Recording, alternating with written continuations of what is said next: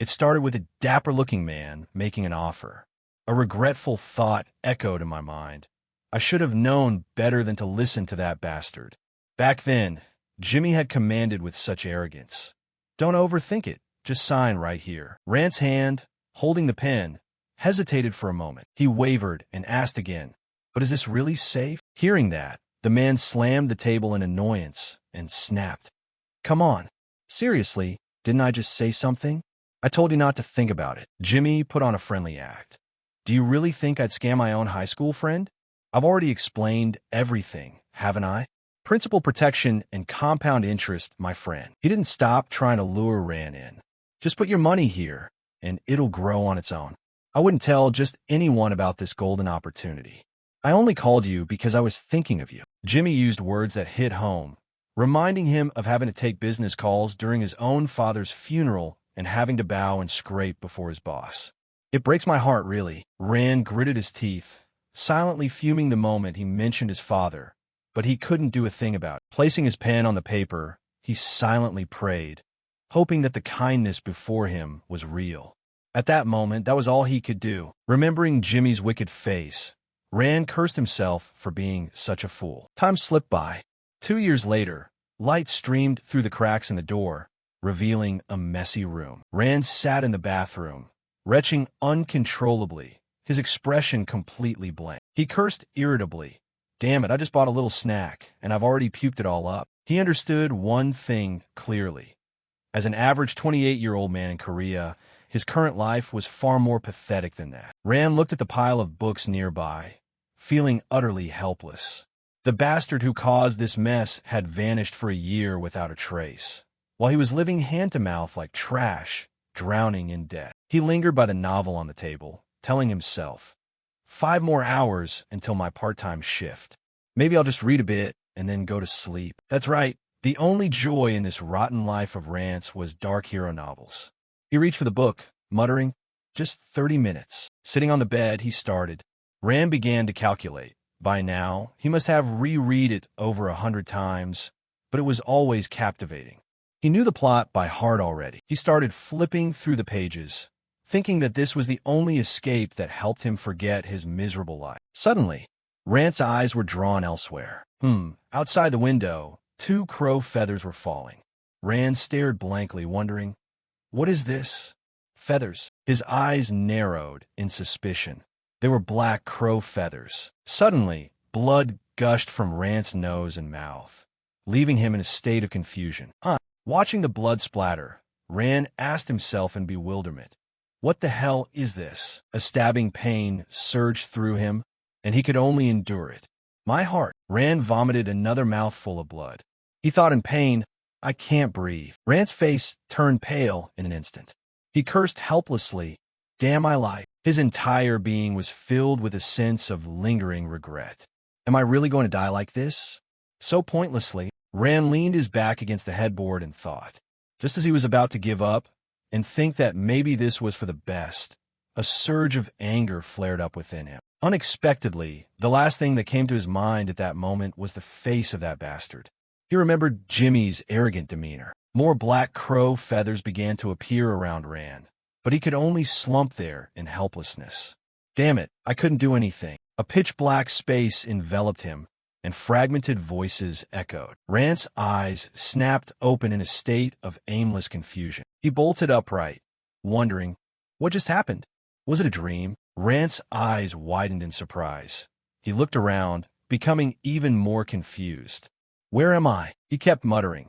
What kind of hellhole is this? Suddenly, a sound echoed, catching Rand's attention. Outside was a black crow, tilting its head at him. Looking at the tree outside, which had dozens of black crows, he blankly blurted out, A black crow suddenly flew through the door, startling him. Whoa! Rand shouted in a panic. Help me! He was deeply worried, wondering what kind of twisted nightmare this was. Was it because he'd been suffering from insomnia lately? The black crow moved closer and called out louder. Rand could only squeeze his eyes shut and pray. Please let me wake up from this dream. Please. However, contrary to his anxiety, the black crow only gently nudged its head against Rand's hand. He sat up, confused, and played with it, wondering, what's wrong with this crow? Why is it being so friendly all of a sudden? A while later, the black crow left. It left with a flock of crows outside. Witnessing that scene, Rand's eyes widened in bewilderment. Wait, this is... He looked at the scenery outside and realized. Could this place be? Rand went to look at his reflection in the window, thinking that while he was initially confused, he quickly realized this wasn't the reality he knew. He speculated. This place was perhaps... He realized the problem. A voice called out from outside. Your Highness Rand Aberrant, it's Anna. May I come in? Rand panicked and shouted. Wait. No, wait a second. Don't open the door. I'm just not feeling well. Hearing the loud noise inside, Anna was startled and stopped in her tracks. Rand had fallen face first to the floor, his whole body trembling in pain. Oh, my head. She took the hint and left. Sigh. I'll come back later. Meanwhile, he quickly grasped the situation. Rand Aberrant's suspicion was correct. He touched his head in pain, telling himself, this place is the novel I've read countless times. This is the world of the Dark Hero, and the person whose body I've just possessed is the seventh prince of this empire, Rand Aberrant. Thinking of this, Rand felt even more helpless. This guy was fated to die a miserable death right at the beginning of the story. Damn it, damn it, damn it all. He sat dejectedly by the bed, thinking, how the hell did this happen? I never expected to wake up in the world of a novel, but why did it have to be this guy? While Rand was lost in thought, someone approached and called out, Your Highness, it is I, Sai. Rand's expression immediately darkened, and he shot a cold gaze, wondering, Sane?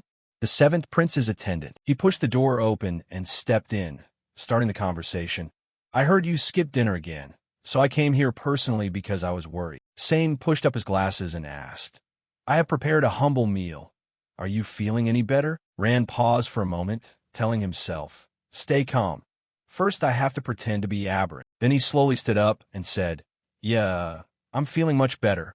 Sane looked a bit confused but replied, That's a relief. He ordered the maid, Anna, quickly serve the meal to His Highness. She obeyed and replied, Yes, I understand. Rand spoke politely, Ah, thanks. Watching Anna arrange the food, he couldn't help but judge. Why is she trembling like a leaf? Is this real food? It looks no different than dog food. Rand was a bit impatient, reaching out and saying, Just give it to me. I can pour the tea myself. However, that startled Anna, causing her to spill the entire teapot. She immediately froze on the spot, not knowing what to do. Anna panicked and knelt in the puddle, saying, I beg for your mercy. Rand wondered in confusion. What's wrong with her? Why is she overreacting like she just committed a great crime? Anna hurriedly wiped up the puddle with a cloth and spoke. I'm sorry. I am terribly sorry. A moment later, he understood the problem. Right? It's because Rand Aberrant was a piece of trash. Rand remembered that in the novel, he didn't just smash things and use violence whenever he was annoyed. If he was in a bad mood, he would even kill his servants. Anna kept picking up the pace of her cleaning, muttering, I deserve to die, but please spare my life. In reality, Rand was the scummiest villain in the early stages of the Dark Hero. Just then, Sane spoke from behind. I'm sorry to bother you while you're dining, but I didn't expect the noble prince to be ill. Anyway, seeing that you're fine, I'm relieved. He pulled out a scroll and suggested, I apologize for bothering you while you eat, but Sane opened it and placed it on the table, speaking like a command. Please sign this budget proposal first. These are all extremely important matters. Rand frowned immediately when he shoved the pen into his hand, muttering to himself, Important my ass, a bunch of liars. What could a prince who is both talentless and ignorant possibly have that is important? Looking at the ledger placed in front of him, he judged bluntly. Clearly, this was just a bunch of forged documents. The guy's real purpose was to embezzle the seventh prince's budget. Rand looked at Sane, who was acting smug, remembering that the reason a low-life attendant like Sane could act this way was because he was related to the Empress. That all-powerful Empress had a huge influence on this entire world. He gently placed his pen on the paper and pondered, but the original owner of this body was a fool who didn't know a thing about it. Right now, I shouldn't deviate from the original plot, so I still have to sign this. Seeing Rand's hesitation, Sane hurriedly mocked. Did your highness forget how to sign your name? Even for a prince, that's a bit embarrassing. He quickly realized that the guy's attitude was nothing but contempt. Ran felt a bit annoyed inside. Even with the title of royalty, he was being treated with open contempt by an attendant. Even if he was transmigrated into a novel, why did it have to be a troublesome person like the seventh prince? Sane kept pushing, mocking him. It really is pathetic. But isn't that why you need me? So, Your Highness, don't think about it anymore and just sign here. Hearing this, Rand's entire body seemed to freeze. He remembered that day when Jimmy had also used that arrogant tone, saying, "Don't overthink it, just sign here." Then Rand let out a breath and made up his mind. "No, I won't live a life of such humiliation anymore." He spoke coldly, causing the man's expression to sink. Sane thought about it and realized something felt a bit off. "Isn't this clearly a waste of the budget?" Sane smirked and replied, "How surprising. I didn't expect you to have such thoughts. It seems I underestimated you, Your Highness." He put on a dark expression and threatened, "But your food is getting cold. If you sign first, I'll reconsider that later." He urged him loudly, "So, Your Highness, don't think about anything else and just sign." Right then, a teapot was thrown, and Anna jumped in fear. The large teapot shattered, taking Sane's glasses with it. He stood there blankly, questioning, "Your Highness, what is the meaning of this?" Rand replied very calmly, "Sorry. My hand slipped." He thought to himself, "Since I've plowed through this novel over 100 times, I wouldn't know if I didn't want to." It was true that Sane was related to the Empress, but it was such a distant connection that the Empress didn't even know he existed. Sane stopped and glared, probing, "Your Highness, what the hell are you doing?" So Rand swung his hand and flipped the table. This action of his left the guy stunned. Rand's gaze grew dark. He thought, "I don't know how I got here, but I don't intend to die pointlessly like in the original story." He spoke calmly and coldly. "You were the one distracting me, which made my hand slip. Don't you intend to take responsibility for this?" Rand thought wearily. "In my previous life, I was born with nothing, looked down upon everywhere, and lived a life of constant loss. Now I don't give a damn about living like that."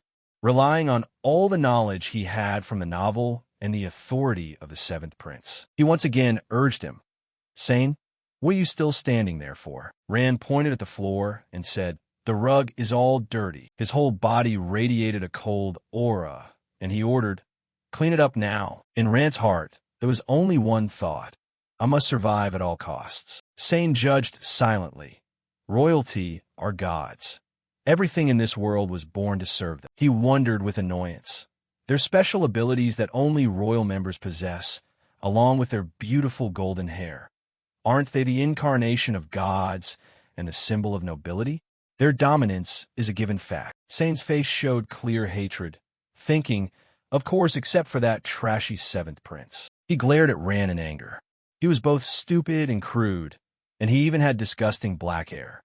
Can that kind of person even be called royalty? Sane gritted his teeth in anger. A pathetic guy who only knows how to scrape by and watch the faces of other princes. How much money did I spend on bribes?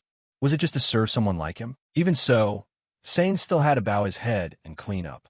He cursed himself. Damn it, this is not the time for me to be mopping the floor. A while later, he reported, "Your Highness, I have cleaned it up." Just as he was about to leave, he saw another cup being thrown. "Then I will excuse myself." Sane was startled and shouted, "Your Highness, what do you mean by this?" Rand responded bluntly, "You took so much time just for this one cup. Take this opportunity to practice more." He ordered coldly, "Clean it up. Hurry." Seeing this, Sane could only bow and mutter, "You seem strange today. I don't know how I should report this to the Empress." Hearing that, Rand sighed with frustration. He couldn't even get to see the Empress, yet he's threatening me? It seems this still wasn't enough to wake him up. It's best to make things clear so he doesn't go overboard later. So he turned to Anna and said, "You, cover your ears." She asked in confusion, "Yes, my ears." Rand threatened dangerously. "This isn't something for someone like you to hear. If you dare to eavesdrop on even one word, I'll have you working without any fingers left." Anna screamed in extreme fear. Yes, yes." Then she tightly covered her ears and bowed her head low. Anna could only hear faint, unclear words from Rand. She didn't know what he said, but Sane's expression was turning increasingly pale. Drops of sweat kept falling on his face. Returning to reality, Anna whispered the story, her face instantly drained of color. He looked like he had just seen a dead body. She whispered to the other maids with confusion. Have you noticed that the seventh prince has been acting weird since that day? The others nodded in agreement. Anna makes a point, doesn't she? Anna hurriedly blurted out. Everyone sees it too, right? I think. Before she could finish, the other maids cried rivers of resentment. You've become much scarier. Will we even be alive next year? Everyone whispered to each other. Anyway, it's less stressful not running into him lately, right? Yeah, you don't even go outside and just hide in the palace all the time. Then suddenly they turned to ask, by the way, Anna, don't you work somewhere else? You're on cleaning duty today. Only then did Anna remember and exclaim, ah, crap. At the same time, in the office, looking at the sunlight streaming in, Rand couldn't help but exclaim, the weather is beautiful today. He stood by the window with a cup of tea and calculated. If I just act the part of the seventh prince in the story, no one will suspect anything. The servants seem scared and are avoiding me now. He remembered the day Sane walked away dejectedly. Since then, Sane hasn't dared to act up. In fact, he doesn't even dare to come near me. That's great. I don't want to throw another teapot at anyone's head either. Rand leisurely enjoyed the hot tea in his hand and thought. The reason I can be so relaxed is because there's still plenty of time. It's 1 year until the story begins and 3 years until my death date. The novel that I've plowed through over 100 times. I still remember, as if it were yesterday the day, I stumbled upon this old, tattered book in the corner of the local library. Thinking back, I realize how obsessed I was with this story. He calculated calmly. It's still a long way before the male lead appears and the story begins. Now, I'll just leisurely enjoy this free time like a royal. Then Rand looked outside and whispered, anyway, the weather really is beautiful. I wish I had wings to look down and admire this scenery from above. Suddenly, at that exact moment, a jolt of electricity seemed to run through his body. The teacup in Rand's hand also fell to the floor and shattered. Rand slumped over in discomfort, asking himself, what is this? Why is my body suddenly burning up? He gritted his teeth, trying to endure it. This feeling was a bit different from the last time. His whole body felt like it was on fire. Right at this moment, Anna's voice sounded from outside. Is your highness in there? It's Anna. May I enter the library to clean? Rand's eyes immediately turned towards her in worry. Help. Please save me. Outside, Anna breathed a sigh of relief and pushed the door open. Phew, thank goodness. It seems he's not in this room. When she entered, she couldn't help but be confused to see the shattered teacup on the floor and screamed, what is this? Wait, what just happened here? Anna murmured regretfully while cleaning up. Oh my God, what a waste. If we sold this set, my family would have enough to eat for a whole month. Suddenly, a sound echoed, catching her attention. When she saw a black crow staring at her, Anna panicked and screamed, is this a crow? She hurriedly stood up and backed away. Then Anna panicked and approached a scoop, ran into her arms, asking, little crow, how did you get all the way in here? There's a very scary person here, you know? In his heart, he was still in total chaos, unable to believe it. Did I just turn from a seventh prince into a crow? But why would something like that happen? She opened the window and whispered, I'd love to keep you, but if the prince catches us like this, we're both done for. Rand thought helplessly, wait, I am that prince. Right after that, Anna reached out to let him fly away. You know how to fly, right? Fly far away now. Rand was terrified. No, don't let go. This is an order. Please. If she lets go. She didn't hear those words and actually let him fall. Rand screamed in panic in his mind. No, don't look at the green trees down below. He felt completely helpless. I'm dead. I'm definitely dead. If I fall, I'm done for. He started struggling, wondering how to survive. Using my wings is the right way to go, right? His eyes were filled with determination, whispering to himself, fly, I don't want to die in a dump like this. Just like that, Rand spread his wings. He wondered blankly, what is this? Rand flapped his wings in the air, lost in confusion. I can fly. I'm actually flying. Wait, if I'm like this, can I turn back into a human? Time slipped away, and night gradually fell. Rand stood by the window, panting, thinking Thank goodness I can still turn back into a normal human. I've tested it a few more times just to be sure. His face turned pale with bewilderment. The ability to turn into a crow at will? He didn't expect that just thinking about it would trigger the transformation. Rand felt a bit uneasy. How did he become a crow? This must be the curse from the crow that latched onto him on the first day. An ability like this had never appeared in the story. He calculated cautiously. Even though he didn't know why he had this power, one thing was clear. He absolutely could not let anyone find out. Rand thought in a muddle. Transforming into a crow was a power never mentioned in the novel. It could disrupt the progression of the plot. This ability was surely linked to Manus. While Rand was still lost in thought, a voice outside urged, "Your Highness, the sacrificial ceremony is about to begin. You need to get ready to leave." He turned around and muttered, "The day has finally come." Rand remembered the story's content. Once a month, the Emperor, the Empress's children, and the princes gather for this sacred sacrificial ritual, known as the Mana Sacrifice. In reality, this was a test for the succession. Of course, the seventh prince didn't even stand a chance of being on the candidate list. He felt a bit unhappy, seeing it with my own eyes, the feeling is completely different from just reading about it in a book. The seventh prince had to sit way at the end of the table. Rand looked around, assessing. It must be thanks to their golden hair that they all seemed to radiate a blinding aura. Compared to them, the seventh prince was nothing more than a lone black crow. Just as he sat down, someone began to mock him.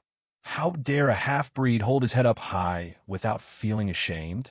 Rand looked up, wondering who the person in front of him was. He quickly realized it was the eighth prince, Selos Abrin, his 17-year-old half-brother.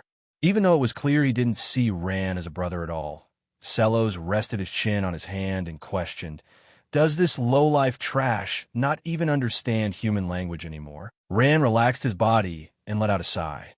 We're both just minor villains appearing for a bit of flair. Seeing that he didn't reply, the boy impatiently slammed the table and shouted, "Hey, are you deaf, you bastard?" Just then, Mentos walked by and patted Selos on the shoulder, reminding him, "As siblings, you should get along. Don't cause trouble right in front of His Majesty, understand?" He hurriedly bowed his head to reply, "I apologize, great princess." Rand seized the opportunity to assess the situation. So, that's the great princess. If so, then from left to right would be the first prince, third prince, and second prince. The first prince, second prince, third prince, and great princess. They sat exactly according to their rank. Rand silently confirmed that the brighter the hair, the more terrifying the power they possessed. In other words, they were the only true royals. Then he frowned, thinking, compared to them, the original owner of this body had pitch-black hair. The only royal born without any Manus. No wonder his personality became so twisted. And the one who topped the charts for Manus in the legends of this world was, of course. At that moment, someone entered, possessing golden hair. Everyone hurriedly stood up, solemnly bowing and shouting, "His Majesty the Emperor has arrived." One hand held glory, the other held faith, and destruction lay within his clasped hands. Rand looked toward him, thinking, the pinnacle of this empire, the Emperor. As soon as he entered, he stroked his beard and ordered, "Don't waste any more time. Start immediately." Watching the Emperor's every move, Rand whispered to himself, "That blue stone is the artifact left behind by the first Emperor, Prasa. When Manus energy is channeled into it, the stone measures the user's amount of Manus. Beams of energy continuously radiated outward. The way of displaying the Manus amount was very visual. You just had to look at how far the light emitted from the stone spread. The Emperor's energy beam shot straight to the edge of the blue stone. Seeing this scene, those around couldn't help but admire. Oh, the light spread all the way to the edge of the table. Truly worthy of His Majesty. Rand alone felt a bit confused, but did the light usually spread all the way to the edge of the table like this? After finishing, the Emperor raised his hand and ordered, "Whoever wishes to challenge, step forward." Hearing that, Rand frowned and turned. Yeja smiled and raised his hand to volunteer. "Your Majesty, I request a try." He observed everything even more carefully.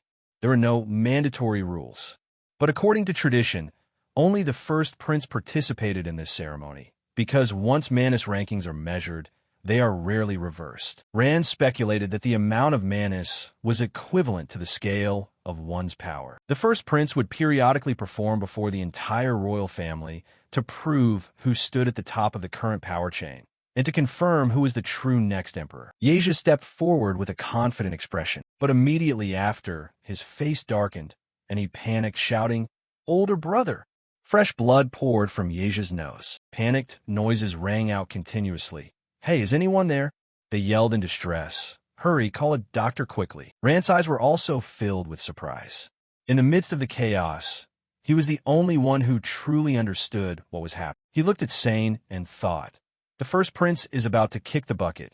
He's going to be coughing up blood from his mouth and nose all over himself. Rand told himself, the main plot has officially started. Manus is a special kind of power in this world. Usually, it only appears in those of royal blood. But everyone's ability is different. For example, the first prince uses water Manus, while the second prince uses fire Manus. The measurement result for the first prince today was already predetermined. The light he emitted probably only reached a little past half the table. It's still 6 months until that event, though. While Rand was thinking that, everyone was already panicking. "Older brother, is anyone there? Hurry, call a doctor fast." Standing in the middle of a noisy crowd, Rand was a bit bewildered. According to the original work, it should have been another half year before the first prince coughed up blood. The arrival of the male lead was even after that. He started to piece everything together. But wait, why could the seventh prince turn into a crow in the first place? The predecessor of this body was someone who couldn't use Manus at all. Rand's eyes widened in confusion.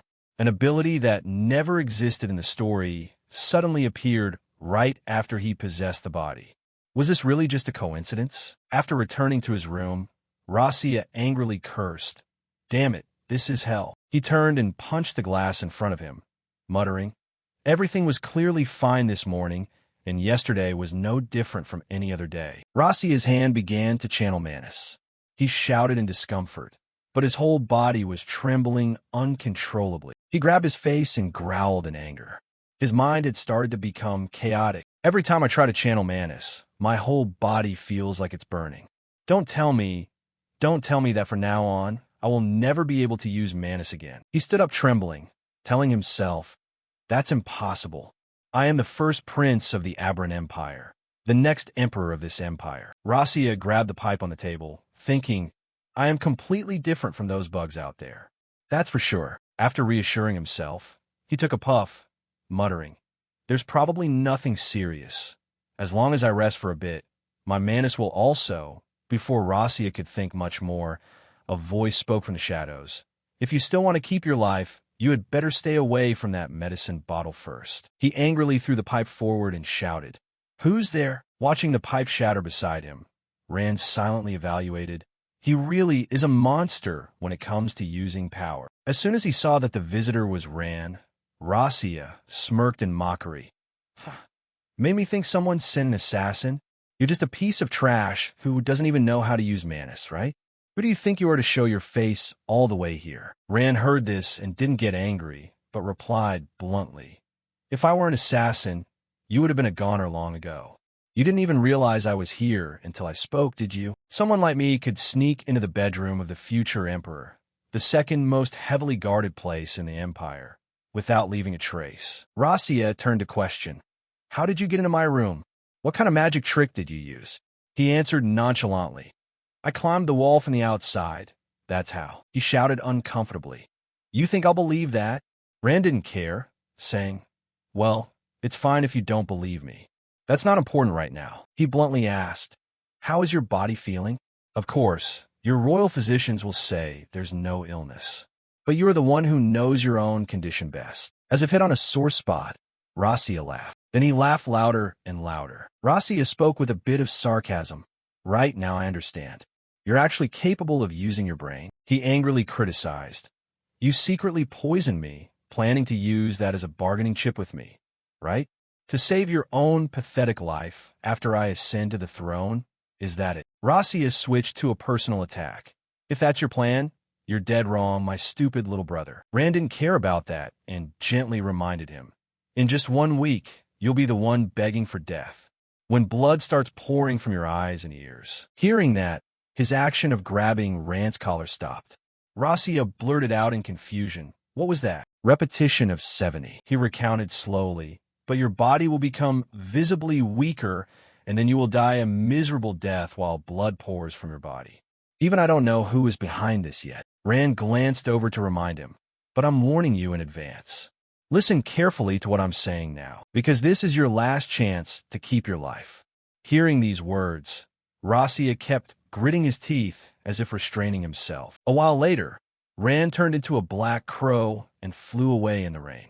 He silently breathed a sigh of relief. Thank goodness this guy is just as gullible and cowardly as described in the story. When he left the first prince's palace, the guy didn't even send anyone to follow him. He calculated in his heart.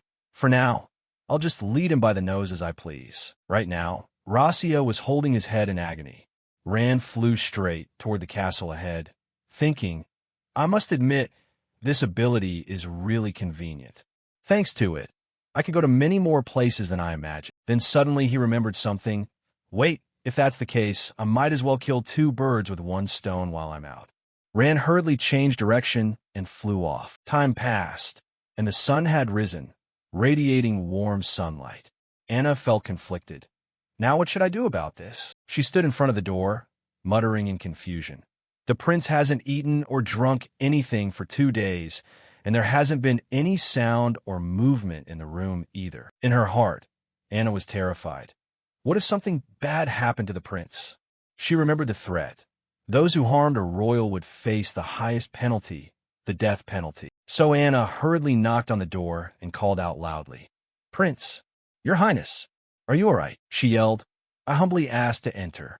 At that moment, Rand opened the door and muttered, What are these people doing, being so noisy? Because she wasn't prepared, Anna fell face first to the ground, and the bowl of food spilled all over Rand's shoes. His expression was cold as he looked down. Seeing that, Anna immediately burst into tears. I deserve to die.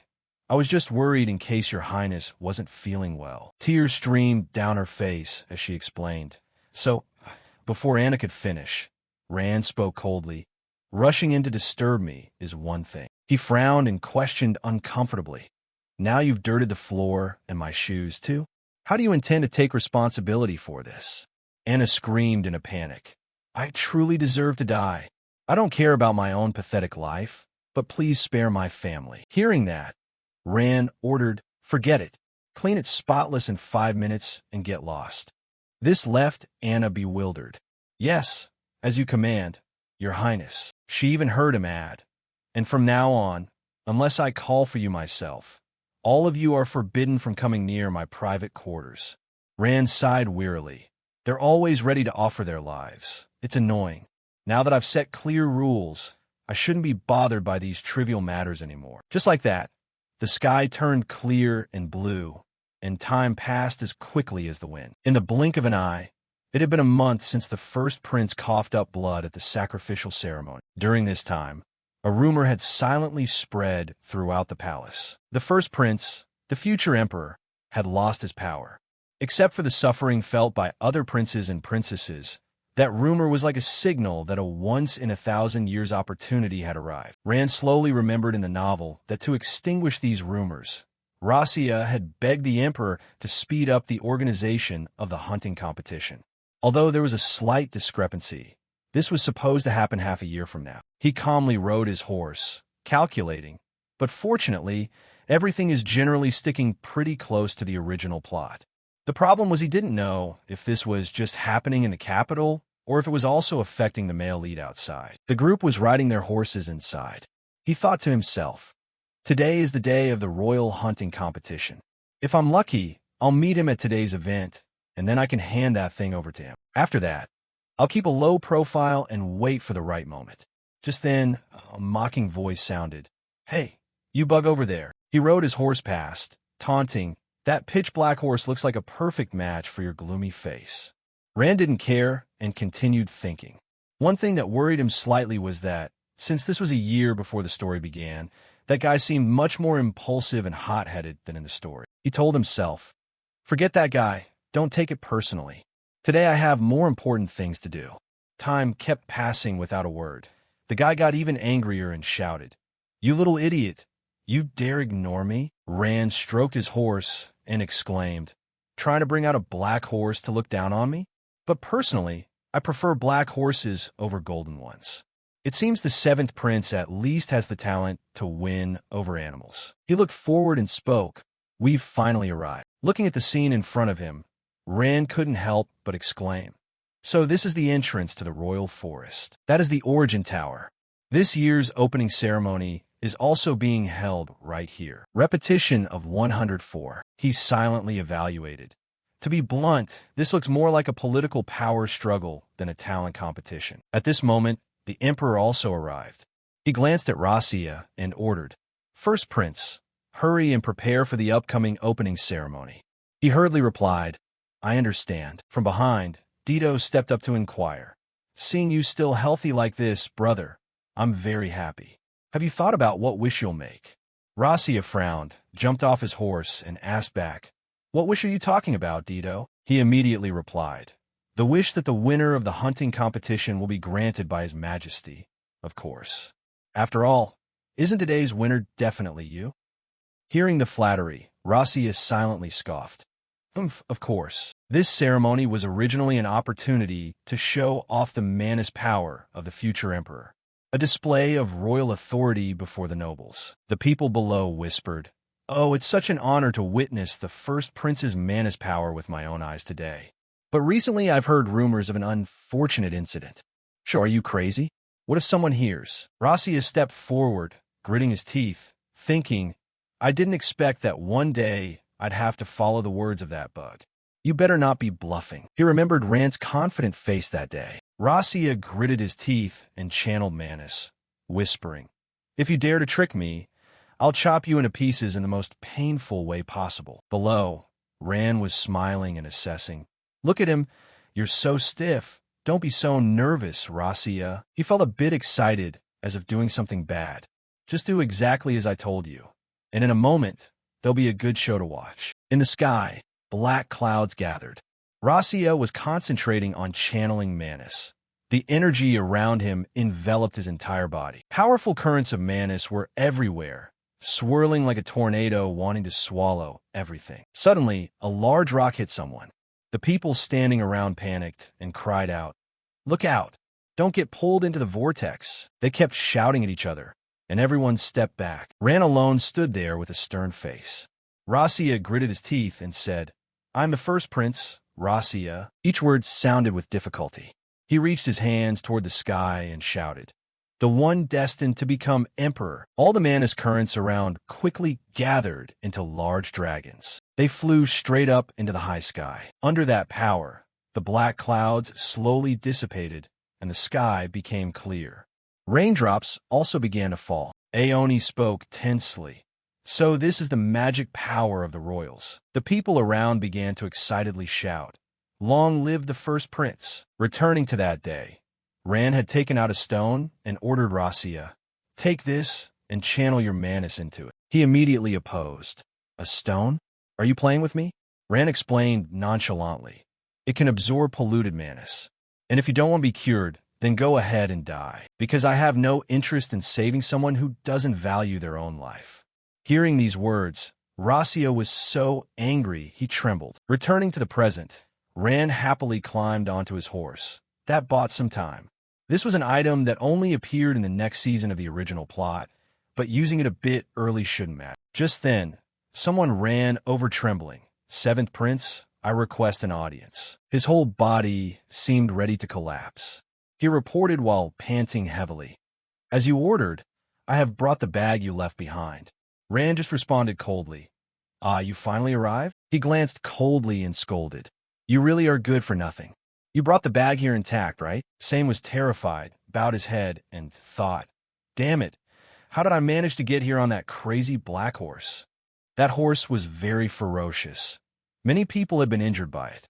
That's exactly why I deliberately brought it to the seventh prince. Just then, whistles sounded everywhere. The emperor waved his hand to signal, Then from this moment on, the royal hunting competition officially begins. The crowd immediately became bustling and ran off. Should I try to win this and ask the emperor for a wish? Don't dream. The royal family will definitely help them win this time. Ran on his horse, shook his head slightly, and exclaimed, "Everyone is rushing so fast." Anyway, this competition wasn't important to him at all right now. It was better to keep a low profile to avoid drawing attention. That was the only way to easily search for the former Grand Commander of the Royal Knights, Agoni Fidus. Meanwhile, Agony was standing in the shade, inquiring, "Talon, what do you think of the opening ceremony for this hunt?" Talon smirked and exclaimed, "Truly the power of the divine." Agony heard this and expressed his thoughts. When witnessing that ritual, I had a feeling the emperor wanted to threaten the morale of the nobles. Hearing that, he hurriedly reminded, "Ah, Duke." Talon looked around suspiciously and suggested, "I beg you, such rebellious words should only be said when you are alone." He calmly reassured, "Relax, Talon. There's no one around here who can eavesdrop on us." Agony's gaze darkened, muttering, "I've lived to this age for a reason. At least until now." A while later, Ran also set off. The royal forest where the hunt took place was divided into 3 main areas. He held the map of the area in his hand. The first was the small game area near the entrance. Next was the medium game area, and the large game area was deep in the forest. Rand slowly remembered that the novel mentioned he had presented the emperor with a golden fox during this hunt. The problem was that the detail was only mentioned briefly in a flashback, so he didn't know where to find it. That was why he had to turn into a crow to survey this vast royal forest so many times. Golden foxes were very hard to find, so he had to narrow down the location. Rand spoke with great confidence, based on the detail that he washed his hands in the water right after hunting the animal. "I guess the location must be at the southwest lakeshore." He pulled the reins excitedly, telling himself, "I have to go one step ahead to wait for the right moment." In his heart, Rand thought that sometimes it felt like it understood everything he said. He looked at his bag and relaxed. Gladson managed to bring it here. I was worried sick for nothing because he was late. Now he just needed to hand this over to Duke Agoni Fidus. Suddenly, the horse seemed to notice something. It stopped dead in its tracks, catching Rand off guard. He stepped down, confused, and blurted out, "What's going on?" Rand cautiously asked, "Why did you suddenly stop like that? Are you sick or something?" The black horse shook its head in denial. So he continued to ask, "Did you spot a wild animal nearby?" It shook its head again. Rand's eyes widened in confusion. "Don't tell me," he guessed. "This bag is too heavy, isn't it?" Rand immediately shouted in frustration, "Stop being so stubborn. Other people's horses pull carriages, but you're struggling just to carry one bag and a person." He clenched his fist, challenging it. "Fine, let's see how long you can hold out. If you keep acting so arrogant, I'll tell the stable master to let you start." As soon as he finished speaking, the horse took off running. Rand just stood there, staring blankly at its retreating figure. A sinking feeling echoed in his heart. "I'm doomed." At the same time, in another part of the forest, Talon looked around nervously and sighed. Usually, catching a few wolves or deer at this hour is a piece of cake, but it seems luck isn't on our side today. Agony looked a bit sad, bowing his head as he lamented, "Maybe I really am getting old. I've spent my whole life as a sword and shield, but even I can't fight the passage of time." Talon, standing beside him, smiled to reassure him. "Please don't say that. You're already a legend, dude." He kept praising him. "Haven't you achieved countless glorious victories back when you were the Grand Knight Commander?" Agony politely dismissed it. "Now I'm just a retired old man." Then he continued to ask, "Talon, have you ever seen royalty from up close?" He replied, dazed, "No, sir.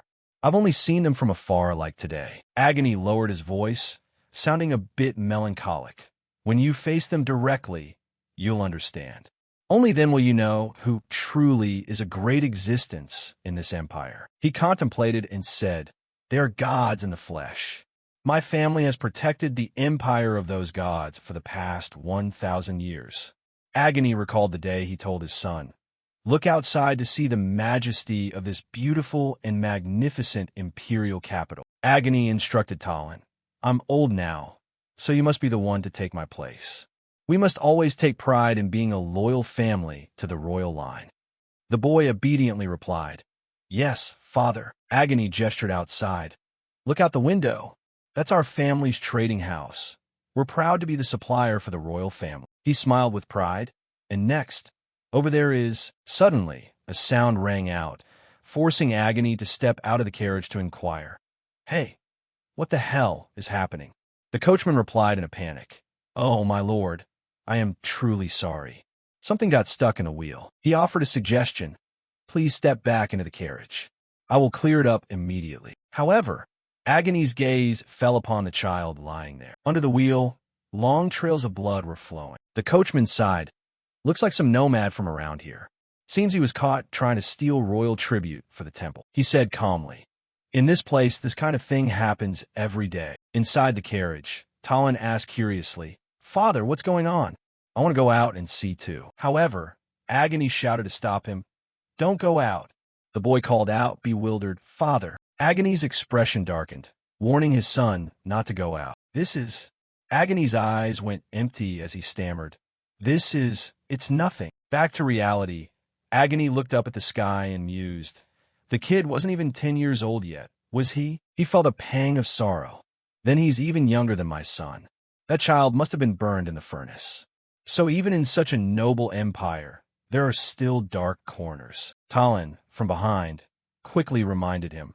We don't have time to leisurely enjoy the scenery. Duke, even if we don't win, we must maintain the dignity of the Duke's family. Hearing that, Agony woke up and replied, My fault. Let's head out.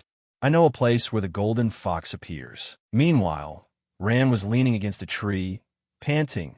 Running with this bag is so tiring, I'll definitely turn you into horse meat when we get back. He gritted his teeth in helplessness. I can't transform just because I have to carry this bag. It would be bad if I lost track of Duke Agonifitus. Should I just transform and go back? Ran leaned against the tree and thought. A few times when he turned into a crow to scout, he accidentally learned that this forest is very dangerous. Even in the small animal zone, you never know when a wild beast might appear. He began to calculate. Damn it, what should I do now? It's a waste to throw this bag away and run, but I didn't bring any weapons either because it's too inconvenient. Finally, Ran made up his mind and threw a stone. Forget it. If there's real danger, I'll just run for it. On the opposite side, Talon was pushing aside the bushes, announcing, I'm sure I saw it.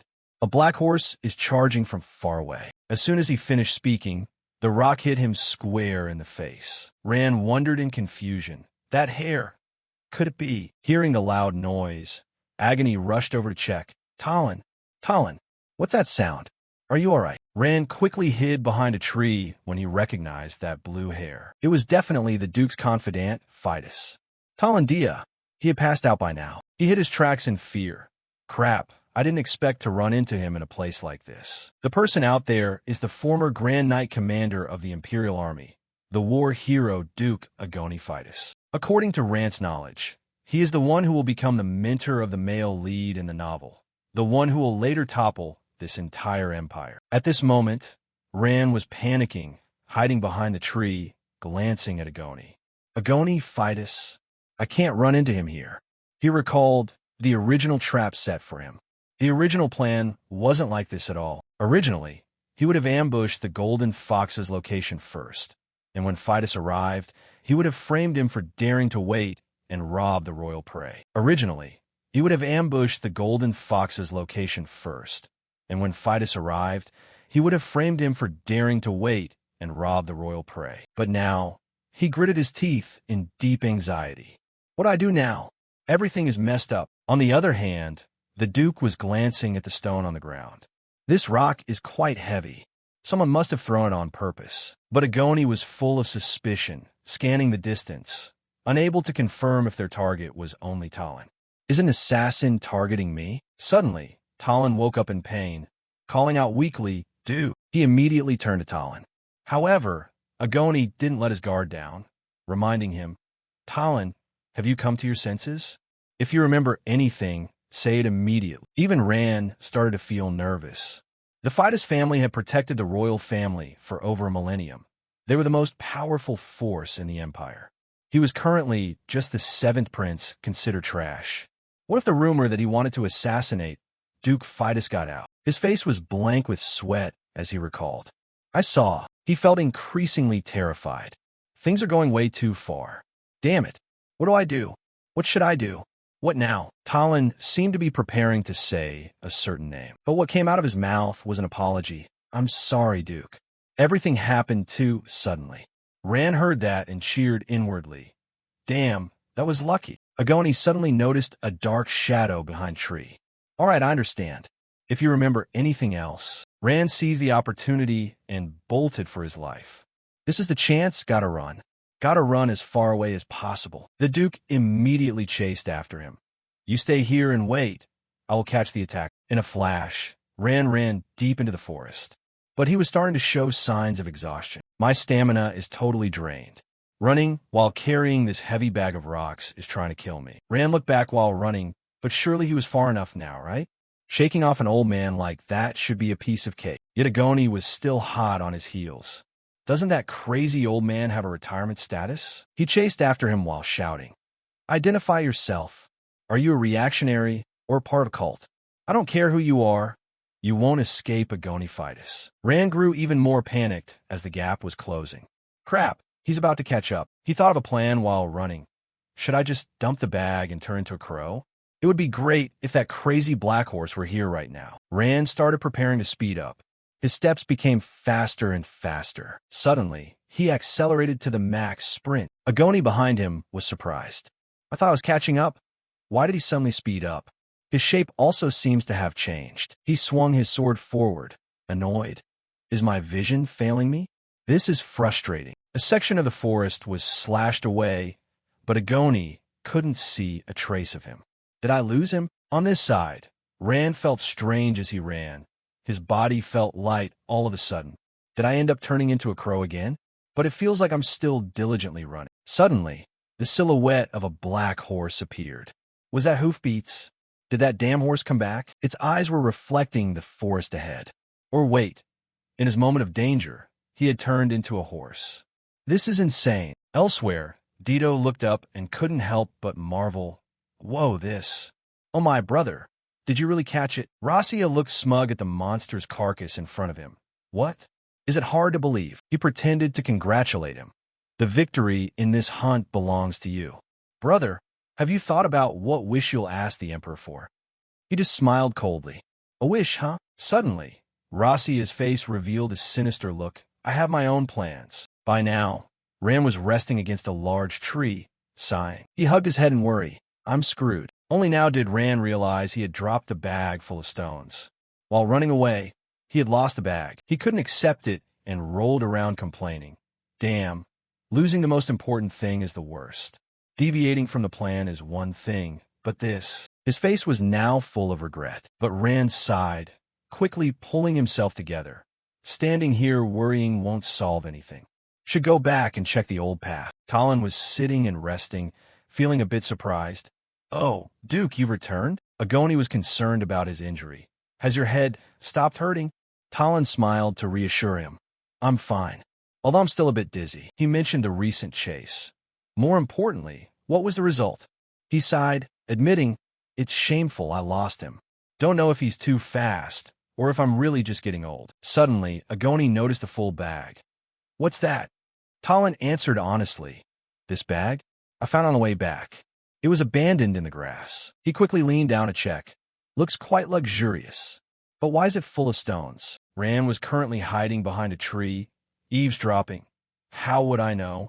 Probably some bored jerk playing a prank. Suddenly, he appeared and shouted, startling them. Ah, that bag. The two looked at Rand in confusion and blurted out. The seventh prince. They immediately knelt down to salute. I greet the seventh prince. I greet the seventh prince. Agoni was the first to speak. Is this bag yours, prince? He replied straightforwardly. Yeah, I was wondering where it went. Rand suddenly adopted a superior attitude to question them.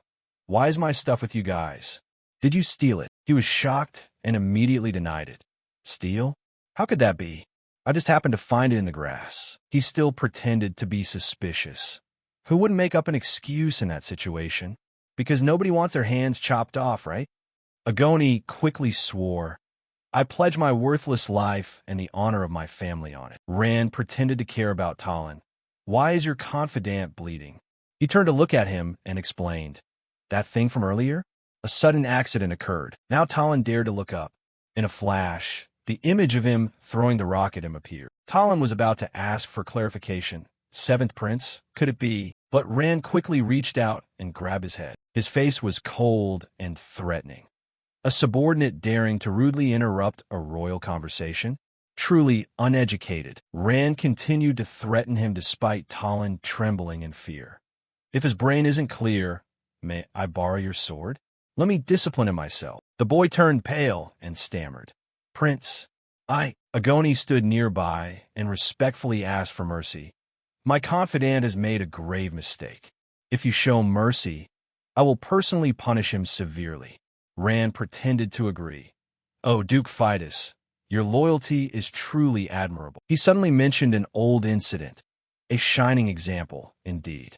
A royal hunting dog that doesn't even blink when his guard is about to die. Rand suddenly mentioned his son.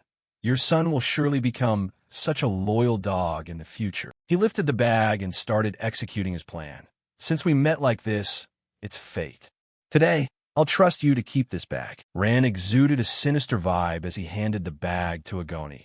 It is an extremely important item.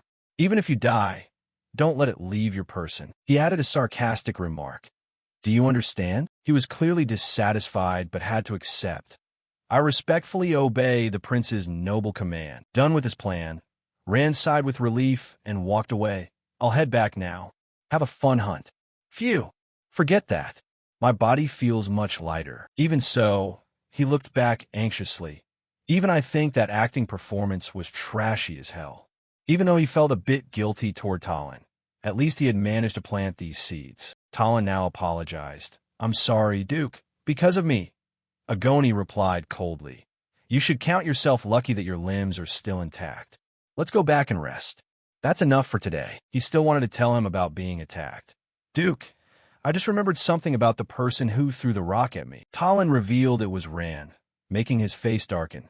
It was the seventh prince. He was still trying to add more. At first I didn't recognize him, but when I saw your face... Agoni, now full of resentment, interrupted. Stop. You don't need to say anything more. He was currently recalling the plot. In the novel, Fidus would face that incident in the following year's hunt, but that was because the death of his son that year had changed his temperament. So he was planning to change the plot. To make that incident happen in this very hunt, he needed to create a strong enough stimulus. So he was planning to change the plot. To make that incident happen in this very hunt, he needed to create a strong enough stimulus. He showed clear disdain. Nomads living like parasites in the imperial capital. I will wipe them all out. Rand's eyes clearly revealed his intention. Duke Fidus, your future is already set. On the other hand, he turned toward the sun. There was the silhouette of the Duke. You will rebel against the royal family later, because that is your destiny. Just then, someone landed in the forest at sunset. That person kept walking stealthily through the bushes. It was Rand, checking his surroundings. I scouted the air a dozen times before landing. There are no witnesses, right? He suddenly felt some regret for his earlier actions. Didn't expect to do such evil things to Agoni Fidus and Talon. Suddenly felt like a cheap villain. Wait, I am a villain, aren't I? While Rand was deep in thought, a figure suddenly appeared. Next, as soon as the hunt ended, that person smiled with surprise. Oh my, is that you, Rand? Rare to see you walking alone in the forest like this. This was the Grand Princess Mentil Abrin. Rand glanced at her warily. Grand Princess, how did I manage to run into her in this middle-of-nowhere place? He quickly saluted. I greet the Grand Princess. She pretended to be friendly. Dropped the stiff formalities. After all, we're royal siblings. Minnow acted concerned. And you? Where did your horse go that you're walking back alone? Well, the thing is, Rand made an excuse. I just wanted to take a walk and breathe some fresh air, so I left my horse at the camp. Suddenly, Mintel's tone turned cold. She glared at him, questioning, I don't understand. Why do you have to lie to your own sister? You play dumb. What do you mean? Mintel recounted immediately. When walking through the western forest at noon, I saw a black horse without an owner. Seeing the strange coat color, I asked the servants. They said it was yours. Her attitude, when mentioning it, was indifferent and cold-blooded. I personally ordered that black horse to be killed. A beast that dares to disobey royal orders only deserves death. Ran heard that and knelt to apologize. I'm sorry, sister. I was just embarrassed for losing my horse, so I misspoke. Minil put on a forgiving look. Come on, lift your head up. Doing that, people might think I'm bullying you. She turned and left. It's good that you returned safely. If you need another horse later, just come find me anytime. He was still watching Mintil with a suspicious gaze. This Grand Princess Manhwa is truly a difficult person because no one can ever guess what she's planning. In Rant's head, her scary face appeared. But why did she leave so easily? Could it be that his ability didn't work on her? At the same time, in a tent, a voice came, No, so. A physician was examining the person opposite.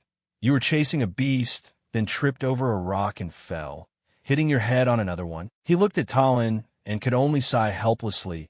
I've seen all kinds of injuries at royal hunts, but this is the first time I've seen someone pathetic enough to get a traumatic brain injury just from some rocks. Agoni asked about his condition.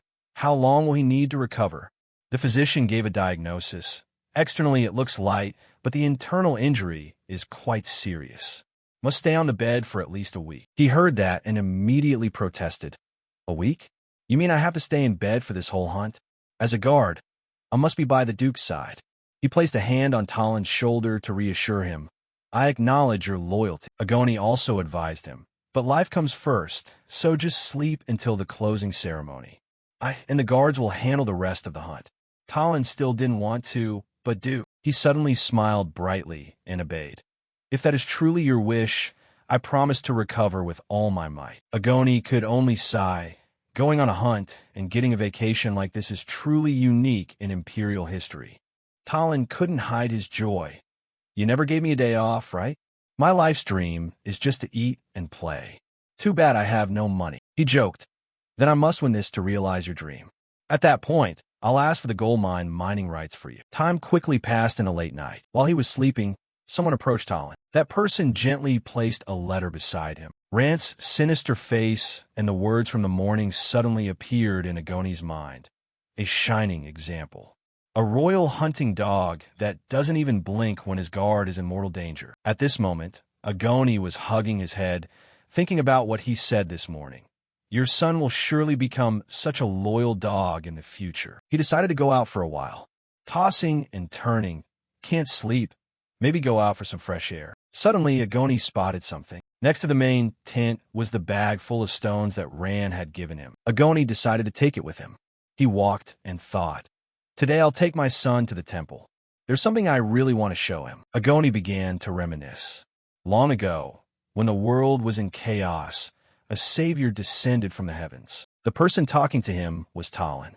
I read it in a book. Father, are you talking about the ancient emperor? Agoni stood before the giant statue and continued the story.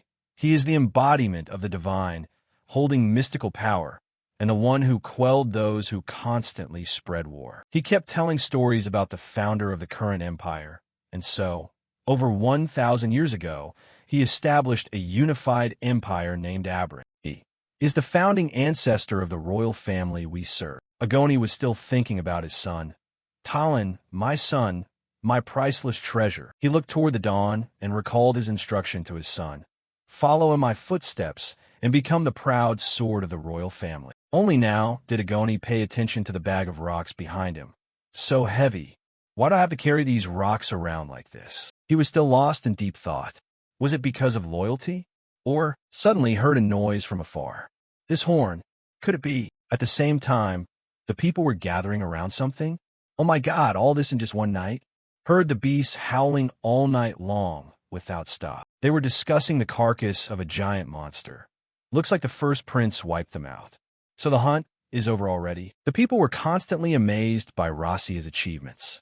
According to the original plan, the royal hunt would take place over 4 days. But the first prince of the Abrin Empire had achieved an unprecedented hunting record in just one single night. Right after that came the announcement of his victory. So I declare him the winner of this hunt. The emperor also came to congratulate Rossia. Congratulations on your victory. He bowed his head to thank him. "Thank you, your majesty." He immediately asked for the reward Rossio wanted. "According to the rules, first prince, tell me the wish you want granted." The crowd was curious. Wonder what he'll ask for? Didn't the fourth prince ask for the right to purge nomads on the border last year? He began to express his wish. Recently, refugees have been gathering like parasites around the ancient emperor's temple, harming the sanctity and security of the holy site. Rossio smiled while speaking. To restore the original beauty of the temple. Agoni felt more uneasy as he listened. He was extremely shocked by his wish. "I ask your majesty for the authority to purge them." In Agoni's head, a weak voice began to echo. "Father, father." In those eyes, his image was clear. Agoni suddenly drew his sword from its scabbard. A loyal hunting dog of the royal family. But that child, he drew his sword, causing the crowd to fearfully step back. Agoni's face revealed seriousness. "I'm sorry, Talon, my son." At the same time, a vague voice came. Hey. Rand's face suddenly appeared in front of the boy. Talon fell off the bed in a panic. "Who's there?" "I greet the seventh prince." He showed a bit of concern. "Move gently. Blood is rushing to your brain, so you'll be dizzy." Rand kindly instructed further. "Later, remember to find a physician for some anti-inflammatory medicine. Or no, olive leaves to drink." He hurriedly listened. "Yes, sir. But why are you here?" He just sighed and replied, "Well, never mind the reason. Don't you even know what situation the Duke is in right now?" By now, the closing ceremony must have started. Talon still didn't understand what was happening. "Closing ceremony? What are you saying?" Rand cheered him on inwardly. "That's it. Run over there right now." Talon quickly pushed his way forward. "Excuse me. Sorry, let me through." But the scene before him left him stunned. "I'm sorry." That was the scene of him kneeling beforehand. The Duke. He was shaking with anger now. "Duke Fidus. What the hell is going on here?" He remained there, stating, "Our Fidus family has served the ancient emperor since the dawn of time and has protected the royal family at the closest range for over 1,000 years. Agoni's face was full of seriousness as he declared, "Considering that our Fidus family is better suited for the menial task of handling the refugees around the temple." He spoke his wish plainly before the emperor.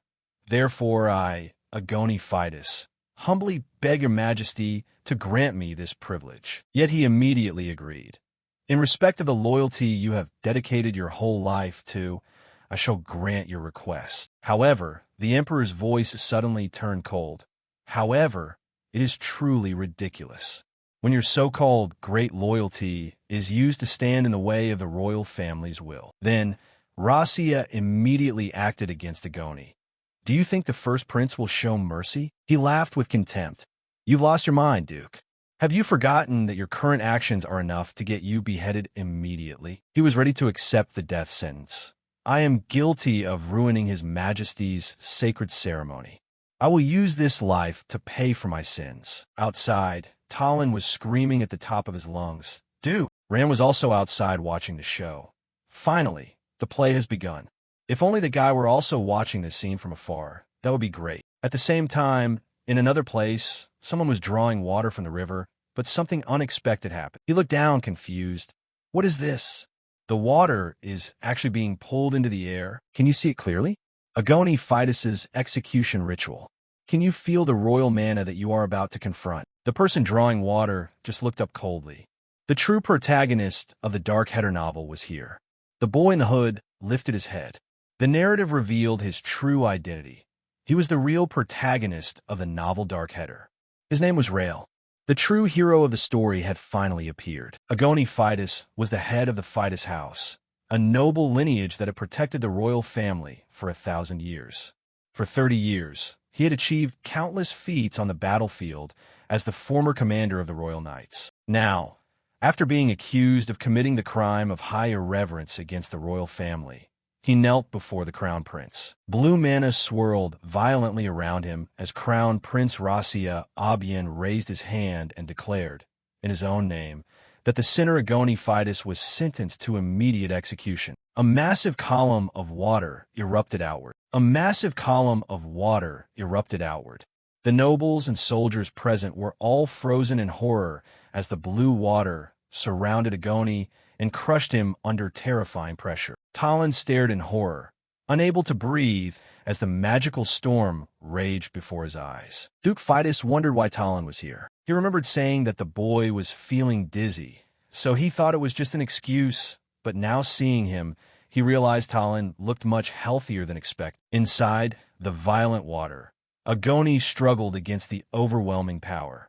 He thought he had never imagined a parting would take place in such a pathetic situation. He quietly told Talon that he knew he had no right to ask for anything, but still begged him to take care of Talon.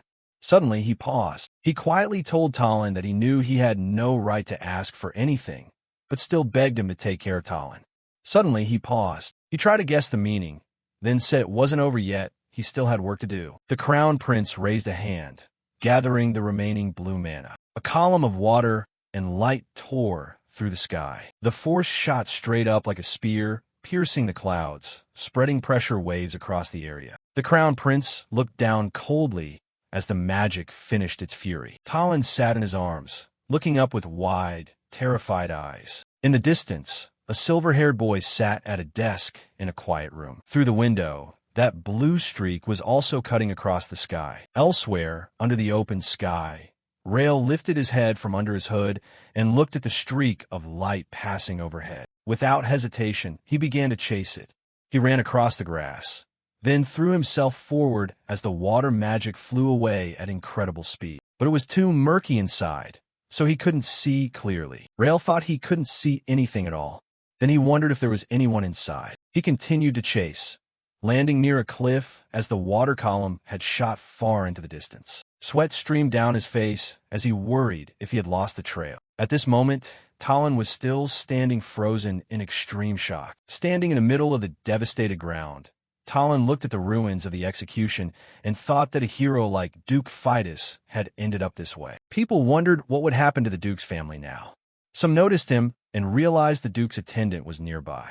The announcement was made that everything was over. An official replied that he understood. Then he declared that the closing ceremony of the hunting competition would be held at noon, and all participants must stay until then. The Crown Prince calmly adjusted his gloves and said they had just crushed a small worm. He said that showing mercy only made trashy people forget their place and crawl out. The nobles bowed their heads in silence as he walked past. Someone said the Fidus house was finished too. Another muttered that it was hard to believe such a fool had once been the head of the house. Talon bowed his head in the crowd. Suddenly, a foot stepped in front of him, blocking him. A few people gathered around, and someone called him a traitor. From nearby, the seventh prince observed and thought that Talon's heart must be breaking. After all, he had been the attendant by Duke Fidus's side, and the two were very close. Even so, he believed Talon wouldn't collapse. Talon quietly left the crowd and entered a tent. Inside, the place was devastated. Furniture was broken, wooden shards scattered all over the floor. He knelt down and noticed a sealed letter lying under a fallen cloth. He picked it up and wondered if it was a letter. Looking at the seal, he realized it was the Fidus family crest. Opening it, he read the message left behind. The letter said that if Talon was reading this, Agoni was likely no longer in this world. It asked that at that time, he should offer a small prayer so Agoni could find his way to Tyrannum. Agoni's final letter continued, saying that he entrusted his son to Talon's care and hoped he would fulfill the last request of an old man. Agoni wrote that he had a premonition his honor was about to be dragged through the mud, and if that day came, Talon must remember one thing. It was not his fault. Talon's eyes trembled as he read the next statement. Agoni Fidus, head of the Fidus house, officially declared, if anything happened to him, his attendant, Talon Kissa, would become the interim head of the Fidus house. The letter slipped from Talon's hand. He fell backward in astonishment, weighed down by the responsibility left behind. A moment later, he stood with his arms crossed in the quiet room and said the Crown Prince had indeed shown an impressive display of mana. He added that if the Crown Prince thought he had squeezed everything out, he was dead wrong, because his condition had actually been worse since the hunting competition. The Crown Prince sat there with his injuries, coughing up blood, angrily shouting that he had suffered enough. He mentioned that Ran Aberin had said the stone absorbed contaminated mana. He asked if the seventh prince was certain the treatment had no problems. When the Crown Prince glared and said that if he valued his life he should answer straight, Ran explained that the Crown Prince needed to release mana much more slowly, because forcing it only made things worse. The Crown Prince erupted in fury and demanded to know what Ran had just said. In his heart, he cursed Ran and thought that when his body fully recovered, he would tear him apart with his own hands. Ran observed his expression and guessed that must be what he was thinking. Unflinching, he said the illness could not be cured at once, and the Crown Prince was only still breathing thanks to the stone. As he left, Rasia thought that from what he heard, Talon was still in a coma. The guilt was weighing on him more than expected, and Ran worriedly wondered if Talon would actually die. At that moment, Talon suddenly opened his eyes in bed and asked where he was. The servant panicked and called him the interim head of the house, warning that he shouldn't leave the bed and should at least lean on someone. Talon weakly sat up and said he was fine, telling them to step aside and give him some space. The servant explained that Talon had been unconscious for over 2 weeks and warned he could fall at any time. Talon adjusted his glasses and said he needed to see the young master first. He asked about the current situation of the family. The servant bowed his head and admitted the situation was not good. He explained that all of the Fidus House's business partners had severed ties. Most of the staff had left, and finances were in a critical state. He added that they couldn't even ask the royal family for help and had no doubt everything stemmed from the recent incident. As the servant began to talk about the young master, a small boy appeared in the hallway and surprisingly called Talon's name. Talon immediately rushed over and called out to the young master. The boy asked how Talon was feeling. Talon knelt before him and said he was fine, apologizing for making him worry so much. The young master said it seemed like a lot of bad things had happened while he was away, and even his father's funeral hadn't been arranged. Talon hesitated and said that regarding that, he had something to explain. Outside the window, the servants were whispering. One said rumors were spreading that Duke Fidus had done crazy things because the young master was originally a wanderer. Another said it was understandable, because everyone found it strange that the Duke had such a late-coming heir. Someone even suggested leaving before being labeled a traitor. His face hardened, and he called Pale. Pale trembled as he replied, and addressed him as interim head of the house. Talon ordered them to bring the tongues of the fools whispering outside the window, declaring they were guilty of spreading sinister rumors about the young master. Pale stammered in fear, trying to object, but Talon coldly asked if he needed to say a second time. Pale immediately bowed his head and said he would carry out the order. Then Talon returned to the young master and declared they would not hold a funeral. The young master surprisingly called Talon's name. Talon explained that Agoni was no longer fit to be considered family and hoped the young master would understand. The boy was shocked and asked why Talon would say that. Therefore, until the young master later became the official head of the house, it was his responsibility to protect the family. He declared that from now on, for the honor and survival of the Fidus House, he would use every means possible to achieve his goal. Inside the Grand Palace room, an unexpected curse suddenly exploded. Cries of frustration echoed as a body was violently hurled, crashing straight through the window in an eruption of light and debris. The destruction continued in a fierce burst, with repeated angry screams as the room was torn apart by an unstoppable force. A tall, blond man stood alone among the ruins, panting heavily with his back against the shattered window while the rain poured outside, leaving the room behind him in complete devastation.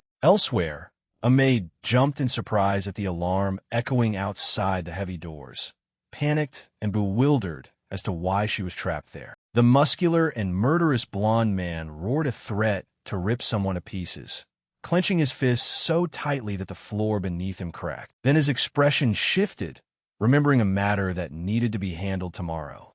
He ordered word to be spread that he was heading into the royal forest, though secretly intending not to actually go there. A black-haired young man asked why he was being told to do something so absurd, then explained that he had his own reasons for being there. The black-haired man refused to enter the forest himself, revealing his true motive.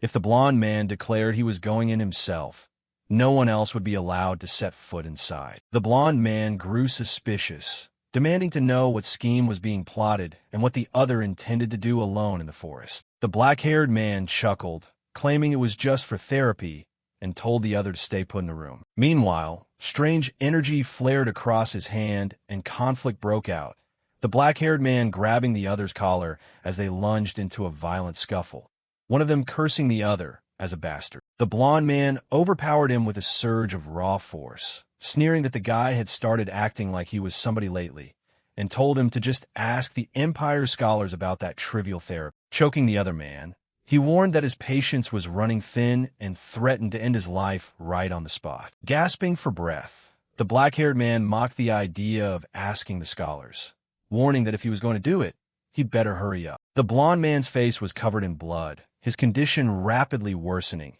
and someone remarked that using Manus again had definitely shaved even more off his lifespan. He groaned in pain, blood spurting out and staining the tiles beneath his feet. He struggled to stay on his feet through the agony, while the other warned that if he stopped the therapy right now, he wouldn't be able to move normally for a whole week. The black-haired man leaned in close with a grin, asking if he was curious how the imperial family would react. Once rumors spread that the first prince of the empire had collapsed, kneeling and coughing up blood on the floor, would the family try to save him or react in a completely different way? Struggling to keep his balance, he was told straight to his face, if the therapy fails, someone else will take the throne next. Furious and humiliated, he spat out a curse, calling the other a pest. Red eyes glared from the shadows, a voice roaring that he still didn't understand a damn thing, warning him to use his head unless he wanted to die. Wiping the blood from his mouth with eyes glowing faintly, the blond man admitted he only put up with him because they shared the same bloodline, even though his patience was wearing thin. He ordered that no one be sent to follow him, boasting that disappearing without a trace was his specialty. The black-haired man reappeared at the door, saying that since the treatments had failed time and time again, maybe it was time to give up, as repeating them only exhausted both of them and dragged things out further. The blond man demanded to know his true goal and why he kept doing this to him. After a moment of hesitation, the black-haired man finally admitted that if he had to name a single goal, it was simply to survive. The scene shifted to the open sky above the forest, a falcon gliding through the wind with something clutched in its talons. It flew higher, cutting across the canopy toward the light. Feathers and blurred motion filled the sky as the bird plunged straight through the clouds. Down on the ground, a boot pressed into the grass, the black-haired man remarking with satisfaction that he had searched the forest 3 times and confirmed not a single soul was around. Standing alone amidst the greenery, he explained that he had intentionally cleared out the entire forest, even risking the first prince's wrath, because he planned to test his abilities today. Looking at a horse rearing nearby, he realized from last time that he could transform into various animals, and that versatility would make the ability far more useful than he initially thought. Leaning against a tree trunk, he reasoned that to truly understand it, he needed to grasp the exact limits of the ability before relying on it blindly. Rummaging through his pouch, he figured the most urgent thing to determine was the precise condition required to turn into any given animal. Recalling his past experiences, the simplest theory was physical contact, since both creatures he had previously transformed into had made physical contact with him. Picking up a branch, he decided the only way to test the hypothesis was to try it directly. Setting up a small trap, he muttered that he would catch a new animal to test it out, starting with something small. He placed bait taken from the palace kitchen, thinking a crude trap would be fine as long as the bait was good, just as the sound of rustling nearby caught his attention. Ah!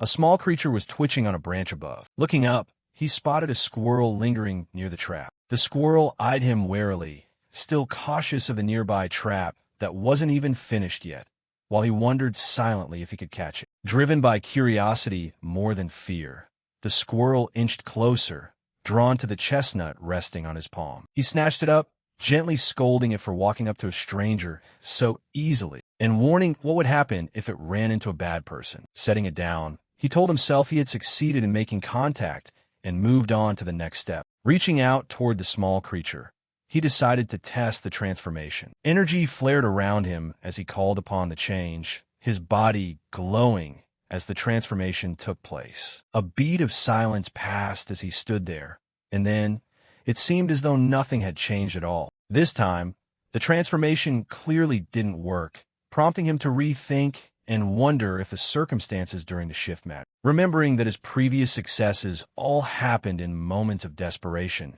when he genuinely wanted to fly or desperately wanted to run, he tried to think like a squirrel. What would it want to do? Climb a tree? Or crawl into a den? He wondered if that craving had to be genuinely felt from the very beginning. Suddenly, he grabbed the bag of chestnuts and bolted on all fours, having transformed and squeaking incessantly as he fled. Startled, he yelled after his own transformed body, demanding to know why it had snatched the whole bag instead of just taking a few nuts. Sprawled out on the ground after reverting to human form, he insisted that if the squirrel wanted chestnuts, all it had to do was ask instead of robbing the whole pouch. Determined to try again, he gripped the strap tightly and braced himself. He transformed once more, this time getting yanked straight up into a branch by the bag strap, squeaking in surprise that such a tiny body could handle that much pulling force. Still stuck in human form from the shoulders down, he gritted his teeth midway through the transformation, declaring he would see who wins this tug-of-war between two forms. The strap finally snapped, with splinters flying everywhere as he winced,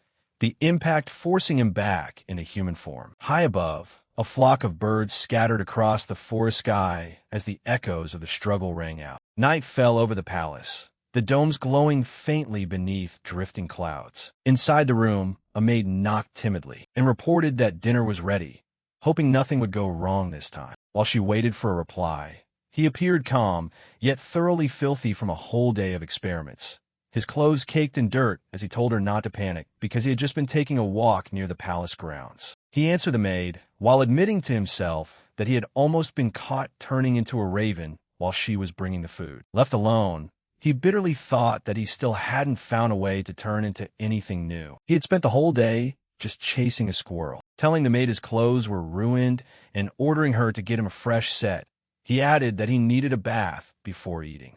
She agreed, but hesitated, saying there was a problem. Pressing her for answers, he asked what it was. Pointing at the bag he was carrying, she asked nervously if he had brought whatever was inside it along, revealing the squirrel poking its head out. Looking down, he started in surprise, realizing the squirrel had followed him all this time. He recoiled, cursing the crazy squirrel as it thrashed and clawed to escape his grip, lunging after it as it bolted and scrambled all across the floor. Panic gripped the maid, terrified that the prince might torture the poor animal, while he picked it up with a threatening grin, frantically begging permission to throw the squirrel outside and pleading for its life. He coldly warned that if she didn't follow orders, cute Darami would suffer the consequences, having apparently named the animal.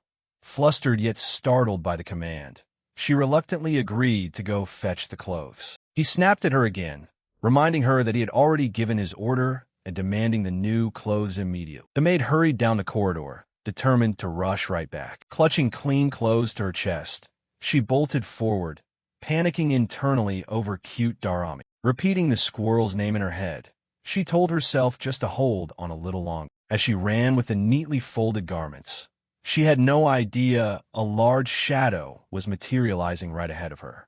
Skidding to a halt, she found herself face to face with a striking blonde woman in an elegant white dress, and gasped out the recognition of the first princess. The princess asked coldly if she was Rant's maid, and where she was rushing off to in such a hurry. Startled, the maid dropped the pile of clothes she was holding and collapsed to the floor, begging for mercy.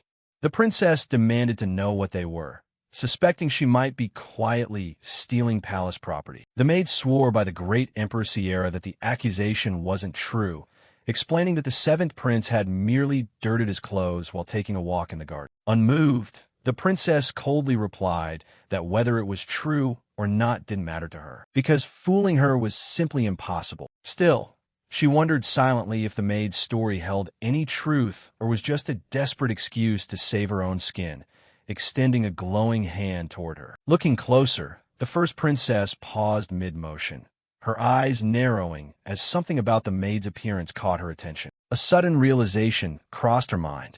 Elsewhere, in a darker setting, the black-haired man stood silently watching, his expression unreadable. Returning to the princess, she muttered that her younger brother clearly wasn't in the garden. Since the maid's story didn't add up, realizing instead that he actually had business in the royal forest. Darkness cloaked the palace as a voice cornered him with a question.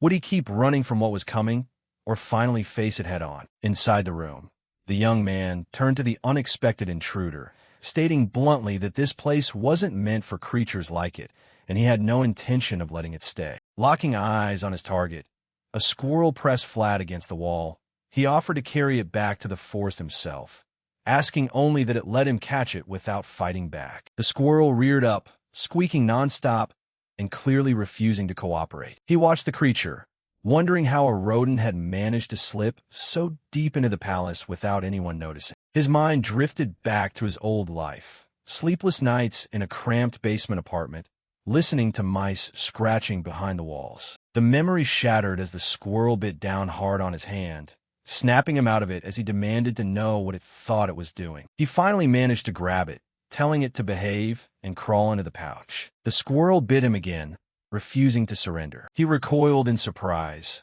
calling it an insolent little thing and growing angry that such a tiny creature dared bite the hand of royalty. Breaking free, the squirrel scrambled frantically across the floor to escape. By the time he looked back, it was already halfway up the wall, and he admitted, with a hint of admiration, that it climbed much higher than he expected. Giving up the chase, he reasoned that the more he pursued it, the more it would just run somewhere else. Closing his eyes half-jokingly, he thought that if he could just turn into a squirrel himself, things would be a lot easier. Something shifted behind his eyelids, a sudden spark of realization. His silhouette rose in the dark, light flickering around him as he wondered if this strange feeling was really what he suspected. The squirrel looked back, stunned, sharing the exact same shock. He confirmed it to himself. He had finally figured out the exact condition required to transform into a specific animal. A long breath escaped him, followed by a satisfied smile. The moment shattered as he suddenly plunged straight down a deep well, with the squirrel below squeaking and demanding to know why he was falling now. A dark figure stormed into the room, and a startled voice gasped out that it was the princess. Shocked that even a squirrel could survive a fall from that height, the first princess barged down the hallway, yelling at the terrified maid that she didn't need to tiptoe around her younger brother's room, demanding to know if she needed permission just to enter. She muttered to herself about how annoying the servants here were. Clearly irritated with the entire family, she stopped dead in her tracks upon seeing a small, dark shape huddled on the floor ahead, asking what on earth that was. The shape resolved into a squirrel, sprawled out and twitching. She looked down in utter bewilderment, asking if that was actually a squirrel. She brought a hand up to cover her mouth, unsettled by the thought of a wild animal roaming the royal residence, even if the boy living here had been entirely abandoned by the imperial family. Beside her, the maid slapped both hands against her cheeks, overwhelmed and squealing about double the cuteness. The squirrel's face twitched under the sheer pressure of the situation, muttering to itself that this whole ordeal was driving it insane. The next day broke over the palace spires, peaceful and clear. The squirrel curled up against a hand, being stroked gently, while the prince remarked half amused and half regretful, wondering why he had even bothered doing this. Leaning back, he watched the squirrel resting on the table, realizing it hadn't left his side since last night and silently wondering if it did so because it knew he had saved its life. He told it straight that dragging it back to the forest was too much trouble, so from now on it better figure out how to hide itself. He smirked, thinking he had finally cracked the mechanics of his transformation power. Surprised that the actual condition could be so absurd, he recalled the very first creature he had ever turned into, a raven spreading its wings against a stormy purple sky. Then came the black horse, and now the squirrel, all tied to the exact same prerequisite before transformation could take place. He realized it wasn't just about touching anywhere. He had to touch the back of the neck, a rule so bizarrely specific for an already unpredictable power. Brushing that thought aside, he decided his real problem right now was the first princess. Mental admitted internally that no novel description could have ever prepared him for her genuinely terrifying expression when met face to face. Luckily, a maid named Anna had covered for him, claiming the squirrel was his pet and giving him just enough time to sneak out the window unnoticed. Reverting to human form, he stepped back into his room, thinking everything was about to wrap up smoothly, only to find the princess and the maid standing frozen at the sight of him. Minnow made a dry comment about his bizarre taste in keeping wild pets in the palace, then stood up to leave since it was getting late. He replied politely, saying yes, and inviting her to visit again next time. But she cut him off mid-sentence, telling him to come see her where she stayed, the heavy word tomorrow making him wince at the demand. She added that there were things they needed to discuss. Left alone, he wondered if Minnow had figured something out, while the squirrel casually gnawed on something near his feet. He had no clue what she wanted to talk about, briefly wondering if she had discovered his true identity before quickly dismissing the thought and telling himself there was no way. Resigning himself, he threw up his hands and muttered that he had no choice left but to go, since refusing was out of the question, before turning to ask the squirrel if he wasn't right. Agard stood in full armor, greeting him formally at the entrance. Welcomed as the seventh prince, he was led before towering doors, remembering that in the descriptions, her room was supposed to be massive. Even so, he hadn't expected the doors to be quite this huge, as a guard announced that the first princess was waiting inside. Sitting regally by the fireplace, Mintel greeted him, remarking that he must have walked a long way to get here. She invited him to sit, noting his legs must be tired, but he refused, insisting the distance wasn't bad, and asked straight out what she wanted to discuss. Cutting him off coldly, she asked if he had heard her tell him to sit down. He fell silent for a moment before apologizing for his bad manners. She waved it off with a light laugh, teasing that his curiosity must have gotten the better of him, and adding that he had always been the impatient type. Left alone with her own thoughts, she wondered when this child had become such a completely different person, recalling how he had ventured alone into the royal forest, a place no one had ever set foot in before. She admitted to herself that this was precisely why she had wanted to avoid facing him. An explanation began to unfold. Mana's powers always manifested as abilities tied to nature. The Emperor commanded fire, while the first prince commanded water. Mental's ability, in a sense, stood above all the rest. Her manus was called human, the power to read and manipulate human minds. She said softly that she hoped he would be honest with her, because it deeply saddened her when her own family tried to deceive her. He kept his emotions in check, repeatedly telling himself to stay calm and holding fast to the single certainty he had left. Mental's ability had no effect on him. He reasoned silently, thinking that if her power had truly worked on him, she would have used it to force the answers she wanted long ago. She must have just realized her power didn't work on him. He recalled what the novel revealed. There were two conditions for her ability to fail. First, the target must share a blood relation with Minto. Second, the target must genuinely love Minto like family. And the second condition was the real problem, since feeling familial love toward her seemed impossible in his case. He affirmed to himself that there was absolutely no way he could feel that way toward this woman.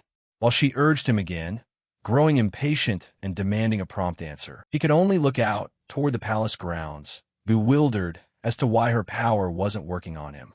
If neither condition matched, the scene shifted entirely to a cave near a roaring waterfall. The sound of water echoed through the stone. Deep inside, a drop of light fell through the darkness onto a figure lying motionless on the ground. An elderly man, covered in battle scars, stirred, groaning in pain as he slowly regained consciousness. He tried to sit up, dazed, and called out asking if this place was Tyrium or perhaps Hody. A hooded figure sitting nearby simply told him he had survived. Startled, the old man demanded to know who the stranger was and where he was, astonished that he was still alive. The hooded figure explained that he hadn't opened his eyes for so long that they thought he was dead. The stranger gripped the hilt of a gleaming sword, declaring that he would start asking questions now. With his sword drawn and pointed straight ahead, the hooded figure asked if the old man was loyal to the Aberrant Empire. Panicked, the old man demanded to know what this was all about. The hooded figure pressed further, telling him just to answer yes or no, and that his answer would determine how the other person acted next. A blonde woman extended her hand toward the seventh prince. Her mind-reading ability activated with a flash of light. Nothing happened. She realized it had zero effect on him.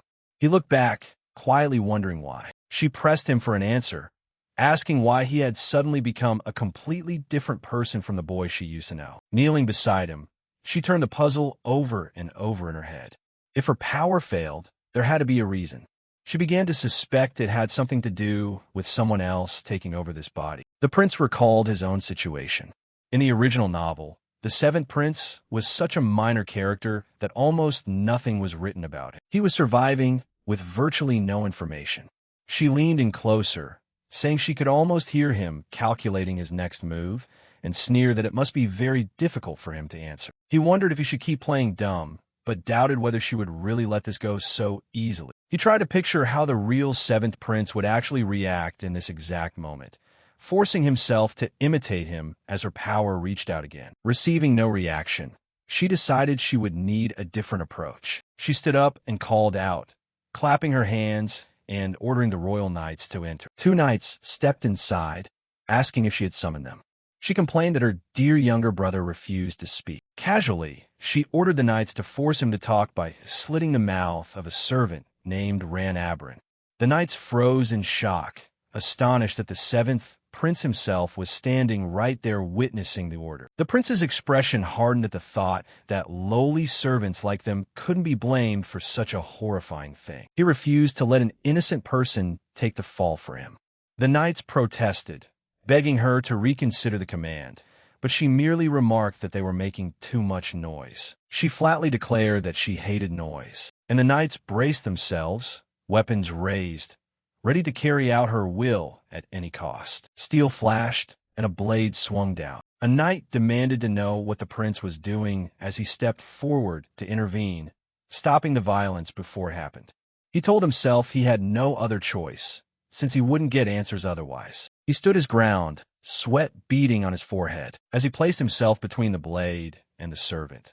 She warned him to weigh every word he was about to say carefully, telling him there was now only one way out for him. Suddenly changing tactics entirely, he burst into tears, claiming his mother had passed away and pretending to grieve in order to throw her off balance. She stopped, caught off guard, and asked what on earth he was talking about. Regaining her composure, she narrowed her eyes and asked why he would say that, then pressed further, demanding to know if he had secretly been in touch with his mother all this time. He immediately backed down, insisting that wasn't what he meant. He hurriedly explained before she jumped to the wrong conclusion, describing the necklace his mother had left behind before disappearing, an item with a glowing blue gemstone in the center, which she had said that as long as the light inside never went out, the two of them would find their way back to each other one day. But recently, that blue light had faded on its own, and then, without warning, the stone turned pitch black and completely shattered. After a moment of panic,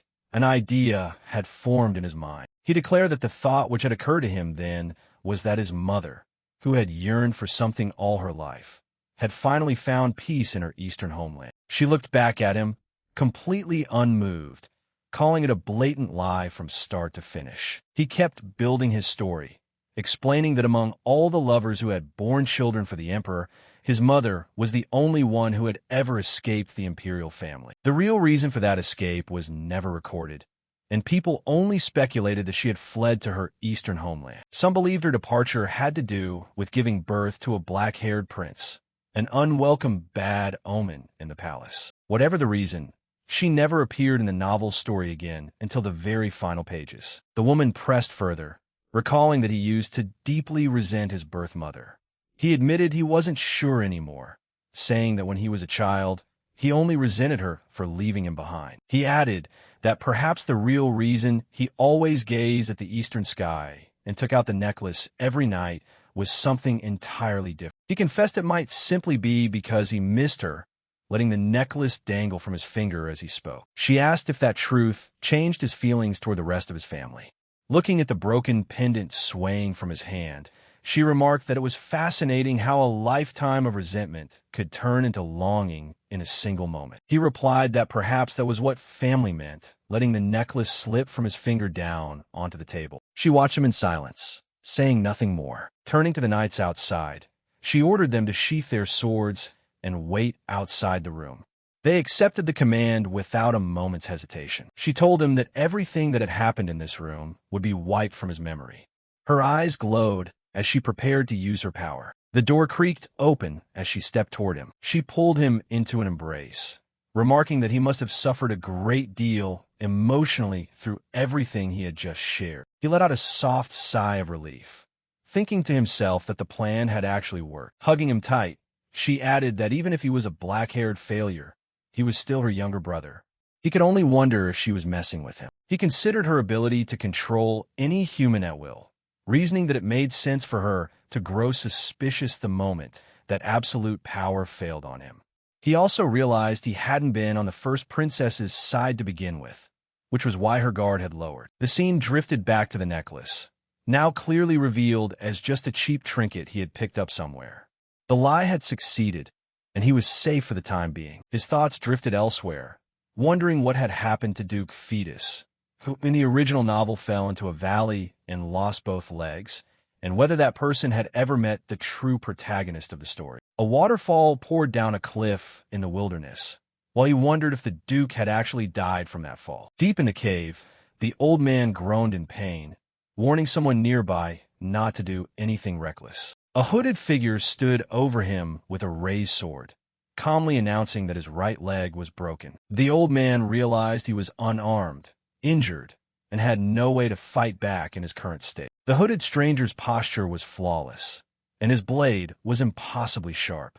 Even in the dark, it was clear he was no ordinary swordsman. Panicking, the old man begged the stranger to lower his sword and demanded to know what was going on. The hooded man spoke calmly, remarking that his target probably hadn't been awake for very long. He explained that a few days ago, he had seen a sphere of water flying across the sky, but when he tried to give chase, it moved too fast, and he lost track of it. He added that from what he could tell, someone must have been trapped inside that sphere, and they likely perished upon impact given the sheer speed of the fall. The old man's eyes widened as he realized the stranger was talking about him.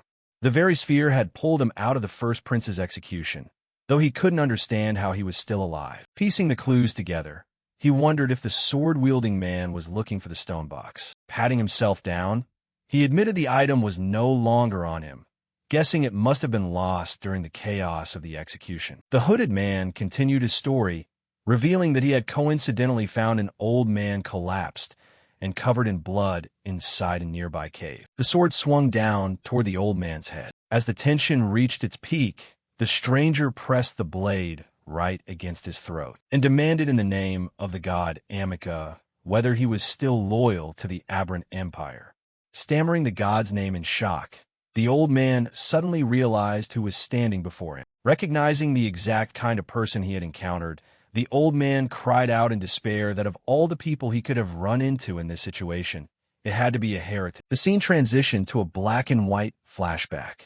A voice remarked that the figures scattered across the stony ground looked like local vagrants, saying such sights were common in this land. A young boy stood, crying with blood on his cheek, as a cold voice mocked the man beside him for showing no reaction while his own servant was dying, calling him the emperor's model loyal dog, and predicting the boy would grow up to be the exact same kind of loyal hound. An older man greeted the boy warmly, calling him his son Flynn, the greatest treasure he had ever possessed, before a towering statue of a cloaked figure holding a massive sword. The father told his son to follow in his footsteps and become the sword of the imperial family, whose duty was to eradicate every heretic threatening the empire. Returning to the present, the old man regained his composure and asserted that he knew nothing about loyalty to the Aberrant Empire, claiming only that he had wandered here by chance and was merely an old man trying to avoid the hooded man's blade. An aging,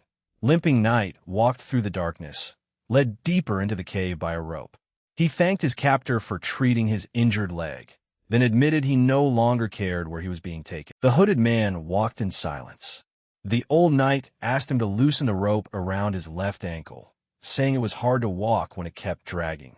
The hooded man replied with a single word, "No." The old knight tried to persuade him further, warning that falling at his age was dangerous, and he might not get back up, adding that if that happened, his captor would only be burdened with dragging him further. The hooded man said nothing, his eyes cold beneath his hood. He kept walking, pulling the tight rope behind him. Unfazed by the warning, the old knight tripped again and gritted his teeth, muttering to himself that he was being completely ignored. The hooded man's thoughts shifted to the cave itself, finding it strange that such a place existed near the royal forest. He recalled the old man mentioning a name earlier, Alma, remembering that Alma was the name of a heretic group believed to have been wiped out 50 years ago, and wondered if they had truly been hiding in this cave all this time. The old knight's mind drifted back to before he lost consciousness, remembering being hurled toward the central tower of the forest, though he wasn't sure if it was west or southwest. He told himself that once he escaped,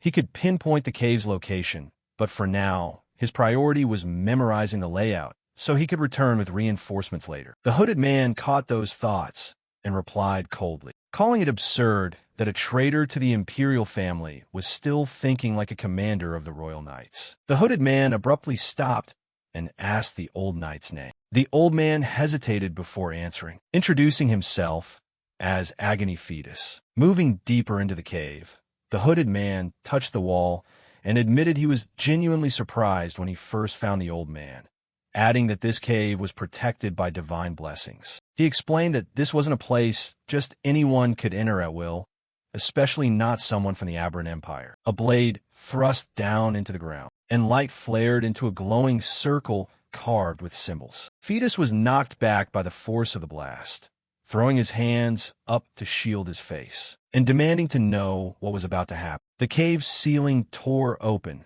revealing the imperial capital outside in the morning light. A voice called out his name, declaring there were only two reasons Fetus could be standing here. Either he was sent by the Aberrant Empire to destroy them, or he was summoned by the god Amik. The hooded man pulled down his hood, revealing his face, and said that either way, Fetus was welcome in the domain of Alma. Elsewhere, beneath the window of the moonlit tower, a blond young man jerked awake with a strained groan, blue markings glowing on his arm as he clenched his fist. A young man sprawled out on a couch thought that since the timeline had been accelerated, it was better to let Fetus and the protagonist get the ball rolling sooner. He closed his eyes, hoping to get news of the protagonist soon, while admitting he felt a bit guilty for putting old Duke Fetus through unnecessary suffering. A blond man stormed in angrily, slamming his fist onto the table and cracking it, demanding to know why he brought back so little today and asserting he needed more to recover faster. The black-haired man looked up at him in shock,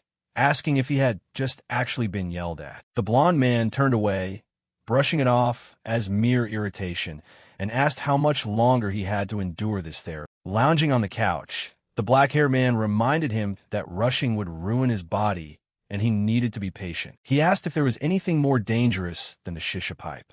The blond man kept smoking, causing him to push it back in confusion. The blond man snapped back sharply, reminding him that he was the one who said if he was really worried, he should quit the shisha first. The black-haired man smiled sweetly and agreed that since it was bad for his health anyway, quitting was a good idea, earning an angry bastard in response. The blond man stomped off while still cursing under his breath, as the black-haired man muttered to himself that the shisha pipe was genuinely destroying his body. He observed that almost everything the blond man consumed, alcohol, dinner, was practically poison to his system. He mused that Rasia Aberrant would be dependent on this therapy until the day he died, unless the seed planted inside his body was dealt with. Afterward, the black-haired man declared the therapy session over, reminding everyone not to be late for the evening ceremony. Blue light surged across a grand hall as a figure reached down, channeling glowing energy from his palm into the floor below. A white-haired man absorbed the stream of energy with distinct tension, while two figures behind him praised him,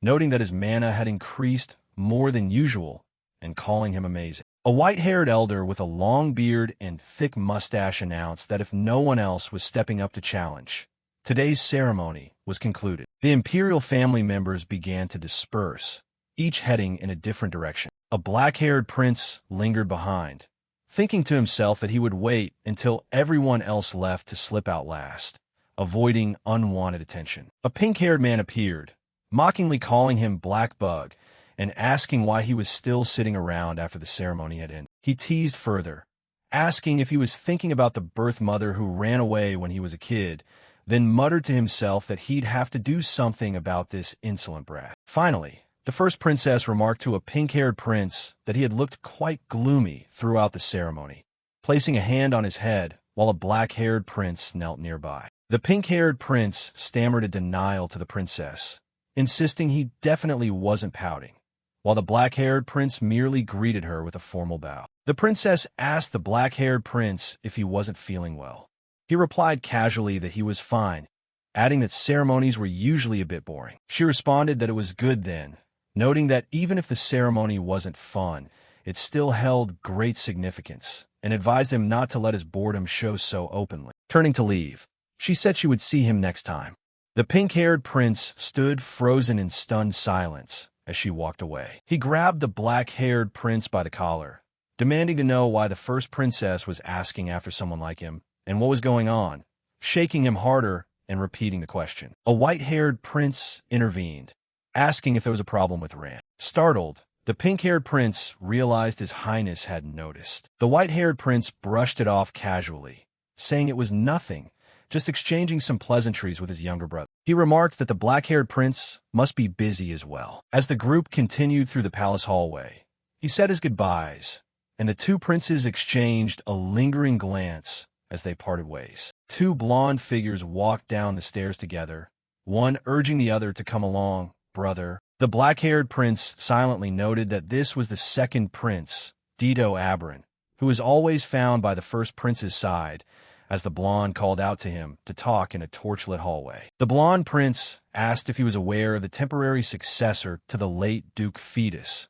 calling him by the name Talon Krysa. A spectacled attendant remarked that this prince seemed to be plotting something interesting concerning the central territory that had been traded for Duke Fetus's life. The blonde prince sneered with contempt, declaring he didn't care about scum like the Fetus family. He added that the Fetus family only had 1 year left, since after that time the land would return to his hands. A voice chimed in, saying there was no need to wait a whole year, causing the prince's eyes to widen in surprise. The voice continued, offering a good idea and asking if he wanted to hear it. A fist struck out with tremendous force, cracking the air upon impact. A blonde prince grabbed Ran Abrin by the collar in the dim hallway, demanding to know what he really was, while Ran remained calm and stated his name and title. The seventh prince, Ran Abrin. The prince pressed further, asking why both the first princess and the first prince had started paying attention to someone like him, threatening to burn him to ashes as he reached out toward Ran. Flames gathered at his fingertips, though his voice carried doubt as he asked what that attention even meant for Ran. Ran remained unfazed, mocking the weak flame and saying it wasn't even enough to light an oil lamp, let aside burn anyone. The prince's composure shattered, sweat streaming down his face as he asked what would happen if others found out, admitting that it wouldn't end well for him. Ran grabbed his arm.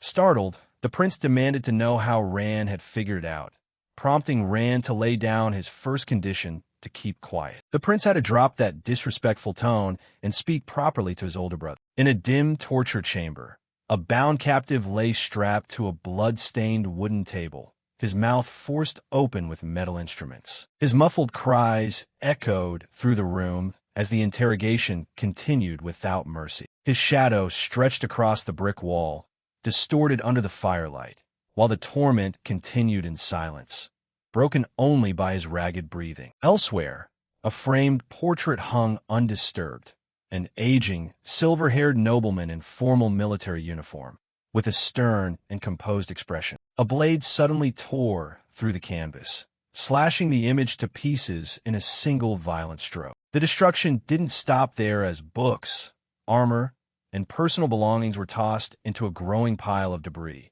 while a voice declared that the man once known as Agony Fetus would henceforth be treated as though he had never existed. A burning torch was lowered onto the wreckage.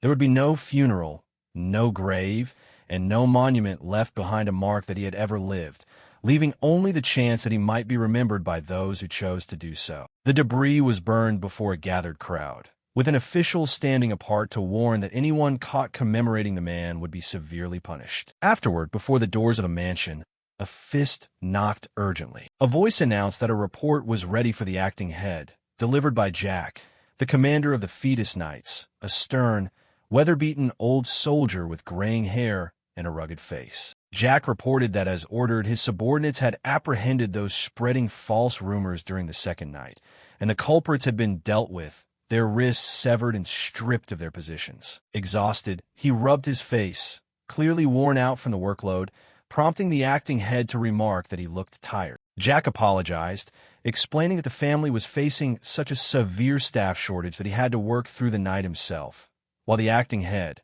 a young man with round glasses and blue hair, briefly acknowledged the effort without looking up from his paperwork. Jack placed a rolled-up scroll on the desk containing the requested list of deserters. He explained that security had been tightened to prevent further desertions, yet nearly half the force had already fled. The acting head studied the report in silence, silently noting that even families who once served the fetus household had cut ties, and if discipline among the remaining staff collapsed as well, the family was finished. Hesitating, Jack voiced his own concern, wondering silently if wiping away every trace of Duke Fetus was going too far and if it risked provoking knights who remained loyal to the former Duke. The acting head replied coldly, asking if Jack still believed Agony Fetus deserved to hold the position of head of the family. Caught off guard, Jack immediately apologized, admitting that even he had found it hard to accept what the Duke had become, his thoughts drifting to the man's downfall. He couldn't believe someone once so noble could meet such a humiliating end,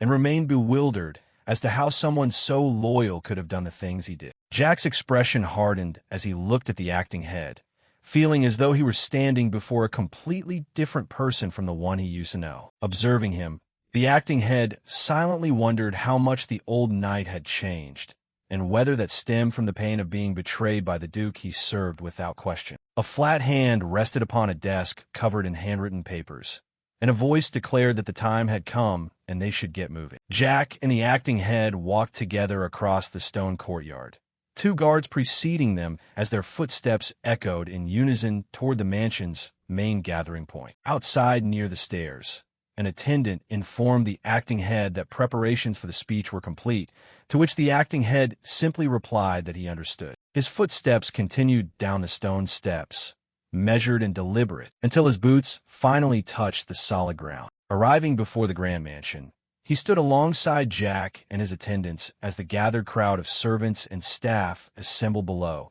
their backs turned to the lens while whispers rippled through the staff. Some wondered aloud what he intended to say after summoning everyone, while others whispered that the kitchen staff arrested for loose talk the day before had their tongues cut out as punishment, wondering how anyone could live under such conditions. Further back, hooded guards whispered among themselves, guessing the harsh punishments stemmed from the fear of the household being branded traitors, with one wondering if they should run before it was too late. Nearby, the spectacled attendant overheard those anxious murmurs, quietly worrying what would happen if someone got caught trying to sneak away. Letting out a breath of relief that no one noticed his unease, the acting head stepped up to the podium and addressed the gathered crowd, declaring that the fetus house had served the great Emperor Sierra since its founding, and noting that for over 1,000 years, they had stood beside the imperial family as their closest protectors. However, he acknowledged that recent events had thrown things into turmoil,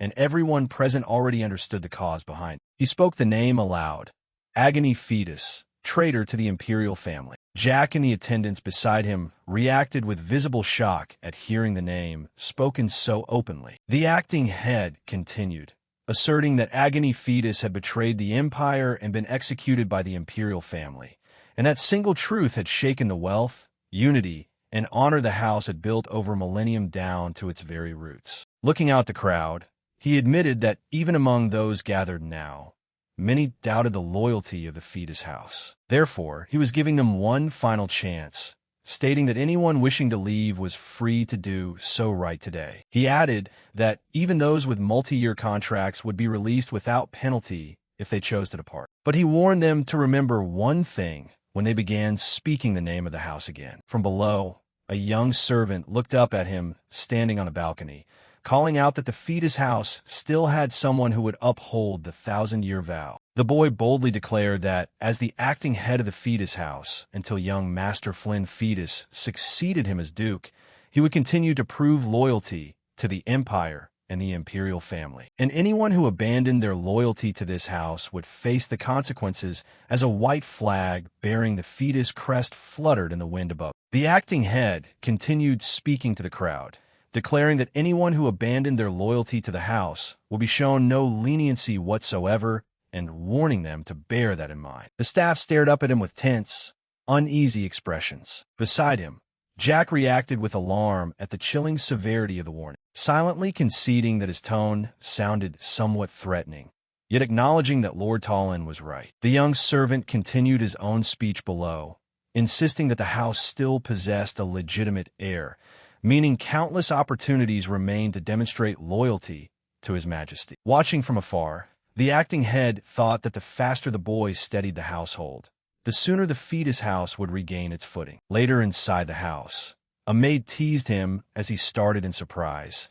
silently admitting that the only thing she would miss was Lord Tallon looking flustered whenever the servants teased him. Jack praised the acting head for doing well, then asked if the temple had responded to their request for an audience. The young man explained that following the incident, the temple announced it would no longer receive anyone from the fetus house. Acknowledging that he had anticipated as much, he adjusted his tie while weighing his next move. He ordered a specific item to be sent along with the next request, telling them to inform the temple that they wouldn't regret reading. Left alone with his thoughts, he addressed the late Duke in his mind, calling him Duke and admitting that he still didn't know what his true intentions were. His thoughts continued as a carriage rolled along a country road, wondering if the vagrants living in the slums around the temple were truly worth so much to the Duke. Sitting inside the carriage, he reflected that even though he would never know the Duke's true intentions, only a single thought remained in his mind. He was determined that the Duke's death would not be allowed to become meaningless,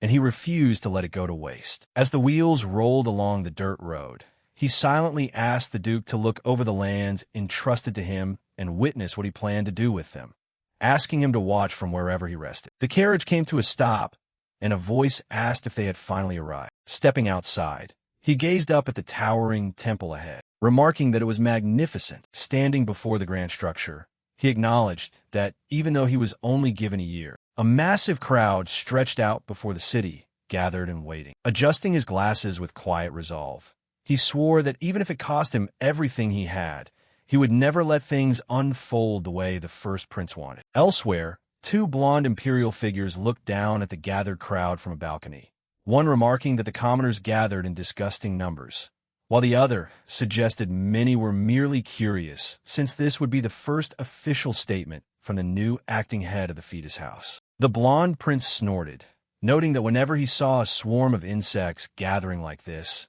it made him want to crush them beneath his feet. A young man stood in a forest clearing, his boots pressing into the fallen leaves, muttering to himself that this part of the woods must be the medium-sized animal zone. Standing confidently with a small squirrel perched on his shoulder, he noted that he had already gathered enough small animals like foxes and rodents, and wondered if he should start targeting larger ones. Lifting the squirrel off his shoulder, he scolded it playfully for sneaking along behind him, warning that this part of the forest was far more dangerous than the small animal zone. The squirrel squeaked in protest as he tucked it securely into his pouch, telling it that if things got dangerous, he'd have a hard time protecting it, and insisting that today, of all days, it genuinely had to stay put and not follow him outside. His feet stomped hard against the wet grass as a figure dashed through the woods, screaming in sheer panic with every stride. A giant wolf tore through the brush behind him, jaws wide and fangs bared, closing the distance at terrifying speed. In his hand, he still gripped a terrified, small squirrel tightly, refusing to let go. He yelled at the creature in his grasp, demanding to know why it had provoked the wolf in the first place, while the squirrel only squeaked back in protest. Moments earlier, things had played out quite differently. The wolf had looked calm, even friendly, and all he had to do was touch the back of its neck and slip away unnoticed, whispering praises and treating the beast like an obedient pet. That calm shattered in a split second as the squirrel let out a piercing squeak and the wolf's expression morphed into pure rage. Turning to the squirrel, he demanded an explanation for picking a fight with the wolf at the worst possible moment, saying that if it wanted to die, it could die alone. Rain poured down as the wolf closed in, its massive body gliding across the undergrowth, while he desperately wondered what animal he should turn it in next to escape. No land creature could outrun a wolf, he realized, and there was no time to transform into a raven and take to the sky either. A single thought struck him: if only he could run and fly at the same time. Frustration burned on his face as the impossible wish repeated in his mind. And then, unexpectedly, his body responded, causing the squirrel form he had just taken to blink in confusion and let out a tiny, puzzled squeak as something shifted. The wolf closed in further, letting out a low growl and flashing a threatening grin, certain the prey had nowhere left to run. But the ground vanished beneath him as he soared into the open sky, sunlight piercing through scattered clouds above the canopy. Claws dug firmly into stone as he clung to a cliff face, panting heavily yet safe, immensely relieved that the chase was finally over. Seeing his own reflection in his eyes, he realized what had just happened, suspecting all along that this ability was deeper than he initially thought, with the truth now laid bare before him. His transformation wasn't limited to a single shape, as a winged wolf soared through the mountain air, proving his power could be shaped and combined. Elsewhere, a group of nobles gathered in the shadows, whispering about Duke Fetus seizing an entire territory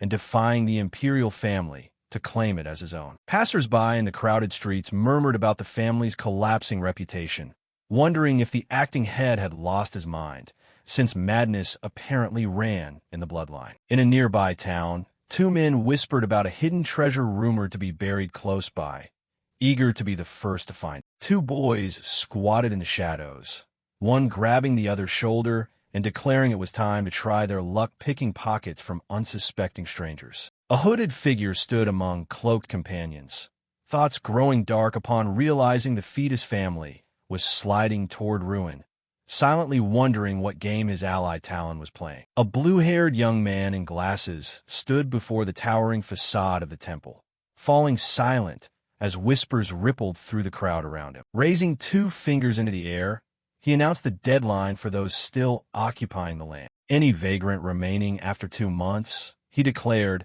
would face severe punishment for desecrating the sanctity of the holy temple. Someone in the crowd shouted back, demanding to know where they were supposed to go if driven out, and accusing him of sentencing all of them to death. A boy asked his companion what the man up front had just said, and was sternly told to stop worrying about that and run while he still had the chance. Nearby nobles exchanged suspicious whispers, surprised that the supposedly soft-hearted acting head of the Fetus family wasn't showing the mercy they expected, guessing he was simply trying to avoid provoking the imperial family. The young man turned back to look at the uneasy crowd below, asking aloud what exactly was going on between them. His thoughts drifted to a single word: hospital. He announced that the Fetus family intended to build a hospital right on that very land, promising to personally train the vagrants in medicine so they could become staff. Confusion registered on his face as scattered voices in the crowd called the plan absurd, asking why nobles weren't the ones learning and teaching medicine instead,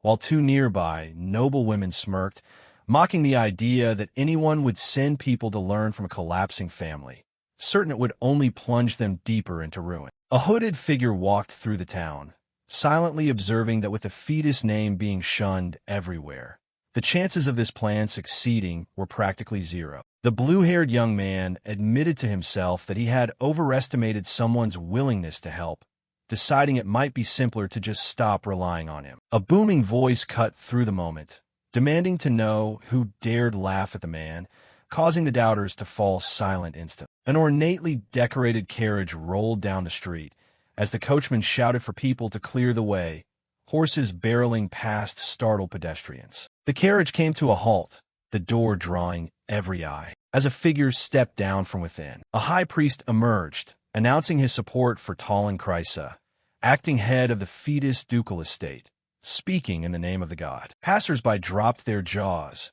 recognizing the arrival and stammering out his title in disbelief. The young man knelt before the church, hands clasped in a gesture of reverence while the crowd watched in stunned silence. The high priest greeted him warmly, extending a hand while the young man hurriedly stood up with awkward respect, stammering a greeting to the high priest standing before him. The high priest addressed the gathered crowd as lost children, saying they were all travelers heading toward the same destination. Temptation and evil would always lurk along the journey of life, he warned, before asking how noble a person could claim to be when they were willing to abandon others while pretending to walk a righteous path. A hooded figure smiled quietly, thinking about how the fetus family had been tainted by a single sinner, and that particular sin could never be washed away. Yet still there was someone trying to walk that arduous path despite everything. The high priest continued, raising a hand toward the young man before him,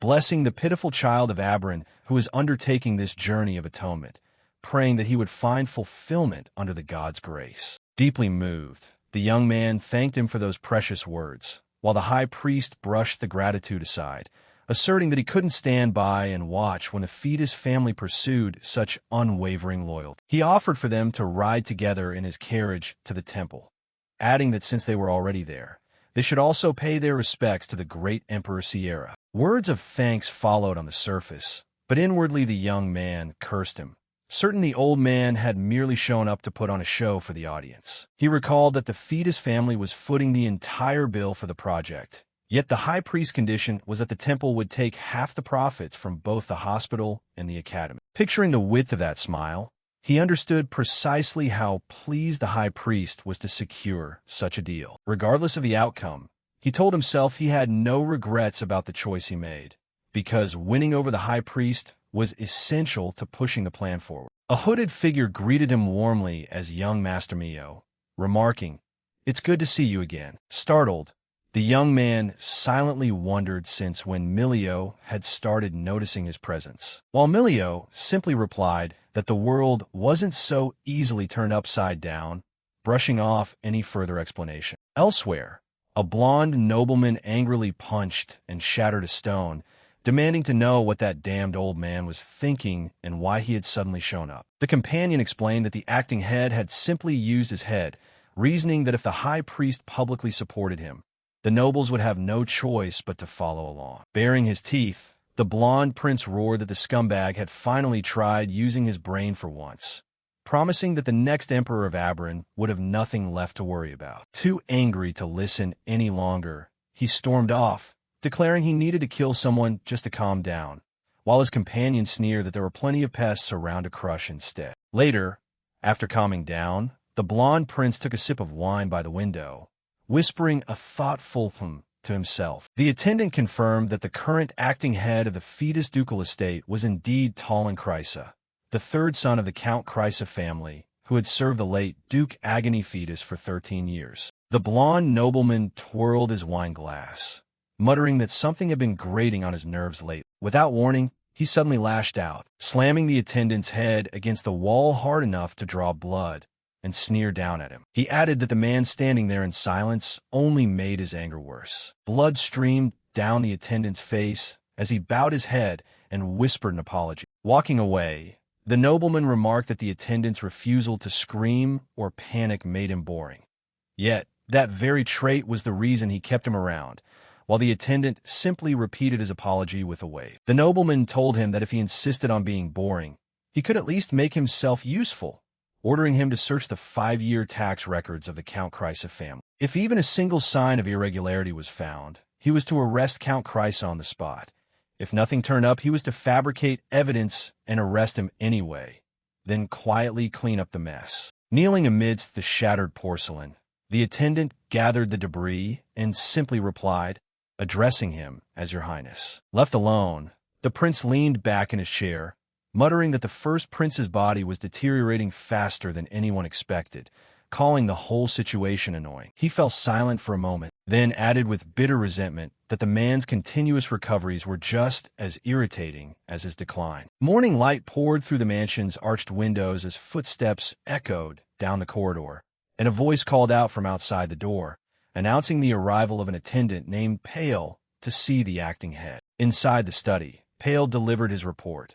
Preparations for building the new hospital were complete, and nobles eager to learn and teach medicine had filled every available spot, causing the acting head to simply nod in satisfaction at the progress. But not all the news was good.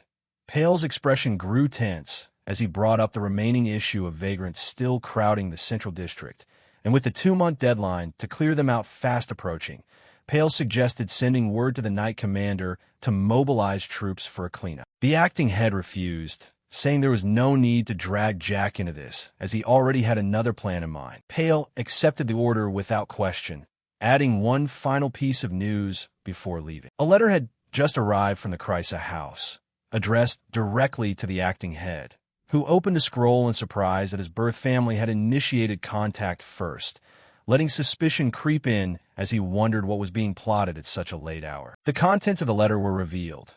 A. The heir of the Krysa house planned to visit the fetus ducal estate in person. The acting head's composure cracked for a split second, the word brother slipping from his lips with disbelief at the unexpected move from his estranged family. 2 weeks passed, and inside the Krysa mansion, a maid stood trembling before a grand set of doors, hesitating before finally pushing them open to face whatever waited inside. Elsewhere, a cup of tea was poured in silence. Steam curled into the air as a tense silence hung between two figures, preparing to discuss matters far heavier than the drink between them. Ego Krysa, the eldest son of the Krysa house, sat comfortably with his tea and delivered grim news. Count Krysa, his own father, had been placed under house arrest since the previous night. The reason followed immediately. A royal tax audit ordered directly by the imperial family had uncovered numerous financial irregularities in the Count's accounts, and if proven, he could face imprisonment in the royal dungeons. The younger brother sitting opposite asked quietly if their father would really do such a thing, but Igo didn't answer directly, merely asserting that their house was plunging into crisis. Pushing further, the younger brother insisted that their father had never chased after worldly pleasures or ambition, having lived a quiet, hard-working life that made him unlikely to hide financial corruption. A stern voice cut through the tension, addressing the younger brother as Talon and asking if he truly had no idea what was happening behind the scenes. Igo's calm shifted to something colder as he asked if Talon wanted him to admit that he himself was the reason their family had fallen into this ruin. The scene shifted back to the mansion, where an unnamed nobleman leaned over his tea, mentioning an interesting story he heard about vagrants from the Central District being put to work at a construction site. He pressed further, asking if food and shelter were provided in exchange for labor, remarking how convenient it was that the construction site needed workers just when public order required clearing out the vagrants, while the acting head humbly worked among the poor, dishing food into bowls for children without a moment's hesitation. Whether the fetus ducal estate became a relief center or a charitable symbol wasn't something he cared about. The atmosphere shifted dramatically as an angry voice declared what was truly bothering him. The first prince wanted to completely wipe out every single vagrant in the Central District. Behind him, the acting head's eyes grew cold with a quiet realization. The acting head warned Igo bluntly, telling him to leave if he only came to waste time with meaningless words. But Igo replied without hesitation, asserting that he was now a member of the fetus family. Igo's expression remained calm as he urged Talon to consider carefully, reminding him that the Count, faults and all, was still his father. Talon's jaw tightened. He asked coldly if his father hadn't already abandoned him 13 years ago, old wounds surfacing beneath his calm exterior. Elsewhere, deep in a torch-lit underground corridor, a cloaked figure muttered in annoyance, asking when the preparations for this tedious ritual would finally end. The first princess, dressed in ceremonial white, complained openly. She understood the importance of the Tina ritual, but resented being locked away in the underground sanctuary for so long. Her deep discomfort grew as she admitted that being shut away all day with only attendance for company was pushing her patience to its absolute limit. Suddenly, a woman in a dark red dress appeared before her in the hallway, startling the princess and cutting off her private murmurs. The woman stood still, recognizing who stood before her, and stammered out a respectful title, addressing the princess as Your Majesty, before hesitatingly calling her Lady Mentil. The princess replied fluently, greeting the woman warmly and asking if she had come all this way just to see her, while Lady Mintle asked in return if the princess was planning to leave her post right at this moment. Lady Mintle reminded her that ritual preparations were still underway in the prayer room, but the princess brushed off the concern with a tease, surprised that Mintle was suddenly so worried about her. Mintle's expression turned serious,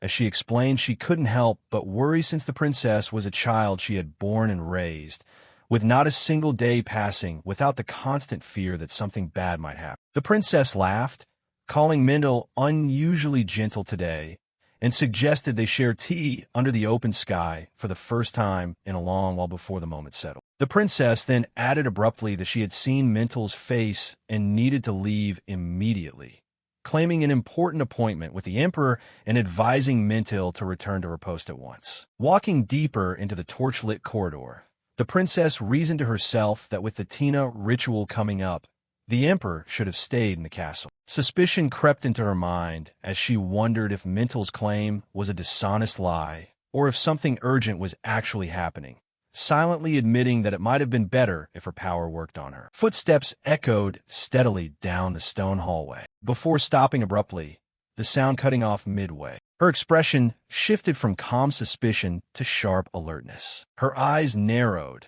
as something seemed to catch her attention in the silence. She turned back to look down the dark passage behind her, staring intently into the shadows as if sensing something invisible lurking in the hall. Far from the castle, under the open sky, a small bird darted across the clouds before a sudden burst of light, and movement shattered the peace below, accompanied by a sharp chirp. Deep in the forest, a small striped creature clung tightly to a vine, trembling as it climbed higher into the foliage, fleeing whatever chaos had just erupted below. After tearing through the woods, a man braced his hands against a tree trunk and coughed violently, a wave of relief washing over him as he confirmed he was still alive. He checked his own reflection with growing unease, realizing his abilities were stranger than he initially thought, as he could not only transform into animals but combine different species at will. Staggering forward, he wondered aloud how such a powerful ability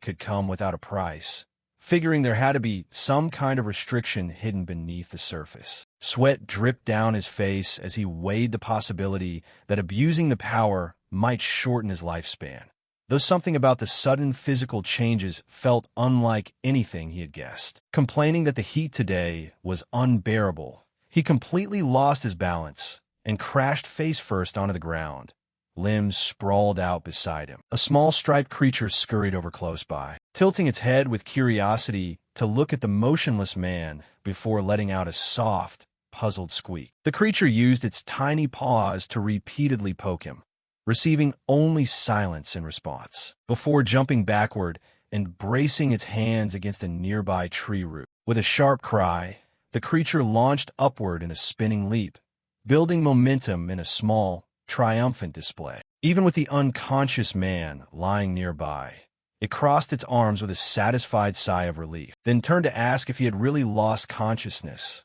clearly doubting the stillness. Behind them, another figure emerged quietly, remarking on how weak the man looked. As blood dripped onto nearby claws, the small creature spun around in a start, only to come face to face with a giant wolf whose jaws were wide in a furious, deafening roar. The wolf snapped at the smaller creature, ordering it to shut up and pointing out that the man was clearly just sleeping, while sparks of static electricity flared between them. The small creature bit back, accusing the wolf of holding a grudge just because it got bitten earlier while trying to play for the first time in ages. The wolf dropped into a defensive posture, whimpering as it tried to explain its intent, gesturing toward the still unconscious man lying just out of paw's reach. The small creature burst out laughing, unable to contain its amusement at the wolf's reaction, and practically glowing with satisfaction at having riled it up. The wolf's expression shifted completely, playful anger replaced by fierce alertness as its eyes locked on something invisible, breathing heavily. A glowing, spectral figure rose gracefully from where the man lay, and a voice explained that they had witnessed it with their own eyes. This child was the human they had been waiting for. The wolf threw its head back and howled toward the sky, the sound echoing outward. As birds perched on nearby branches scattered, sensing the shift in the forest's air. A deer and its fawn stood alert among the trees as the message spread, instructed to pass the word to every creature in the woods. As the appointed time arrived, the glowing figure spoke once more, declaring that the creature all of them had been waiting for had finally appeared. The voice carrying through the forest like a quiet promise fulfilled, while the man still slept weakly on the grass, bathed in golden light, though the peace surrounding him wouldn't last much longer. In the capital, two men relaxed near a pathway in a lush garden, chatting about rumors surrounding the powerful fetus family, having heard that the once wealthy house was building a hospital nearby. But the rumors now claimed they had also broken ground on a shelter for the homeless. Lounging on a marble balustrade overlooking the palace gardens, a messy, blond young man with dark circles under his eyes stretched lazily, while beside him, another blond man crossed his arms and remarked dryly that commoners seemed to be deliberately provoking his companion, comparing their persistence to a swarm of insects that remained insignificant no longer how numerous they were. The first man's expression darkened as he sneered that the pests bothering him were merely beggars unworthy of comparison to his status, muttering in annoyance that the more he thought about it, the greater his irritation grew. He continued venting, saying that if the original plan had gone smoothly, those annoying commoners would have been dealt with long ago, and by now he could have focused on his next ambitious project. Right then, a servant hurried over, startled to find both princes present, and bowed low in formal reverence to the imperial royals. The first prince lounged comfortably on the stone bench, acknowledging the coincidence with a smug remark about running into them here. The servant praised the reclining prince for his exceptional performance during the evening ritual the previous night, marveling aloud at how extraordinary his mana was. Emboldened, the servant confidently declared that this prince was clearly destined to shape the future of the Aberrant Empire, while the second prince nearby crossed his arms and agreed without a moment's hesitation. Later, left alone with his thoughts, the first prince smiled in the shadows, admitting that when the day of coronation finally arrived, his emotions would be mixed, joyful, yet tinged with sadness, because it meant he would get to see his beloved younger brother less often. The scene shifts to a tense exchange between the same prince and a third younger brother, sweat clearly visible on the young man's forehead as the older brother demands unwavering loyalty once he becomes emperor, insisting the younger sibling must fulfill his duties in the remote border regions of the empire. The younger brother's face turns pale as he stammers, asking about being sent away to the borders. Anxious, the young prince agrees to accept any role assigned to him, as long as it is entrusted to him. Behind them, the second prince listens with a knowing smile, aware that new emperors traditionally bestow official posts upon their brothers immediately upon ascending the throne, a custom designed to prevent future power struggles within the imperial family. Left alone, the second prince reflects with bitter irony. In that single moment, the older brother has practically sealed the fate of this pathetic third prince, ensuring he will be banished from the comforts of the capital to spend the rest of his life in the harsh frontier. Walking down a sunlit garden path, the second prince acknowledges a deeper truth. The eldest brother has always intended to push all his younger brothers out of the capital, eventually everyone. That is, except for one special brother. Shortly after, the two brothers speak candidly. One rebukes the other for revealing the truth to the younger sibling too early, arguing that it makes him look unnecessarily pathetic. The other replies that if exile is inevitable, early warning is far more merciful. A tease follows as one suggests that the other should just hand over his demanding position as the emperor's attendant to the exiled brother instead. The chillingly sarcastic reply acknowledges that escaping such a grueling workload actually sounds quite appealing. Changing the subject, one prince asks if the other has given any more thought to something previously mentioned, specifically a bold, bespectacled man connected to the fetus family. The other recalls the man casually, admitting with a smirk that his impression of him isn't bad at all. One of the brothers suggests that instead of sitting around passively all year, causing a little trouble would be much more entertaining. The narrative shifts to a carriage speeding through the streets, where the passengers inside discuss business matters. One mentions a newly discovered coal mine in the Southern Territory, currently owned by a noble named Baron Jones. Details emerge that Baron Jones once borrowed a massive sum of money from the fetus ducal estate. An order is issued to convert the accumulated debt and interest into formal management rights over the coal mine itself, and a nearby attendant immediately receives the command, addressing his superior as the acting head. During the follow-up meeting, the acting head requests a status report on the mine workers. The attendant nervously admits that following a recent speech, several workers temporarily abandoned their posts, hinting at the underlying instability simmering beneath the ambitious expansion plans of the family. The acting head of the fetus ducal estate reports to his subordinate that the Central District project has brought stability to the area despite previous obstacles.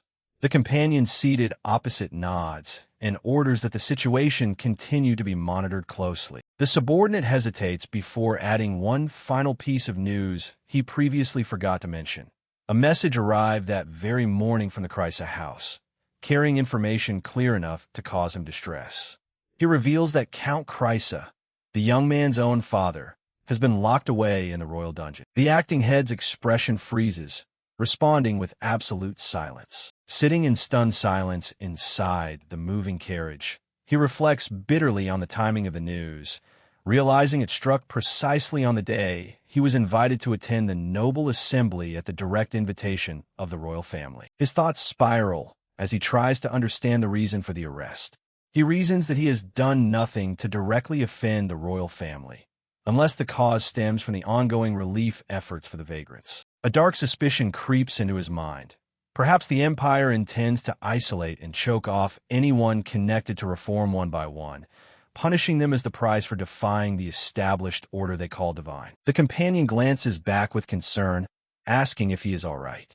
The acting head quickly regains his composure, reassuring him that there is nothing to worry about. As the carriage approaches the vast grounds of the assembly hall, the attendant offers headache medicine, but he refuses, explaining that its drowsy side effect isn't worth risking when their destination is only minutes away.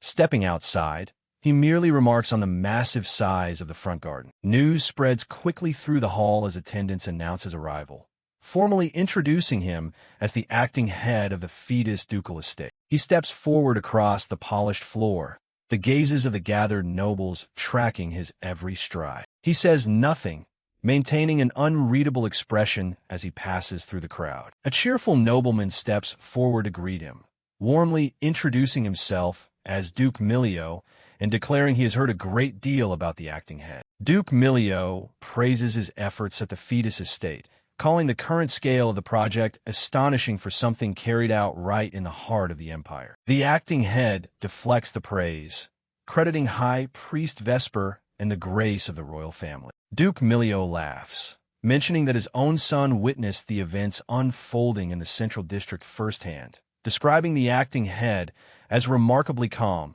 while standing beside the high priest.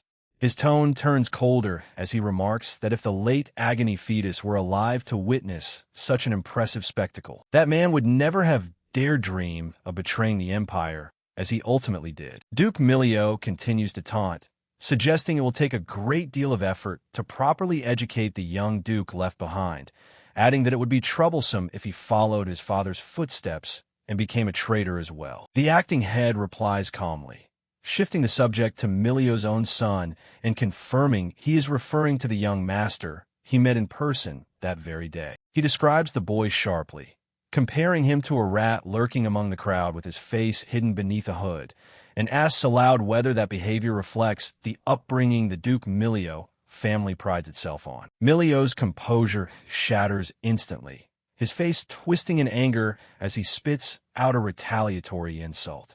Unmoved, the acting head presses further, pointing out that Milio must have been relying on Baron Jones's newly discovered coal mine, only to reveal that ownership of that very mine will soon transfer to the fetus house. He adds coldly that if fetus refuses to supply minerals from now on, Milio's own business will face severe trouble. Milio stands rigid, humiliated, and silent, as the acting head calmly advises him to choose his words more carefully depending on the time and situation, then walks past with his quiet authority entirely intact. Inside the grand assembly hall, An announcer calls for silence as the massive doors swing open, declaring the entrance of the first prince and the second prince. The ranks of gathered nobles snap to attention instantly, tension rippling through the room as the two royals approach, every eye tracking their movement with palpable unease. Dressed in matching white and gold military uniforms, the two brothers walk side by side across the polished floor,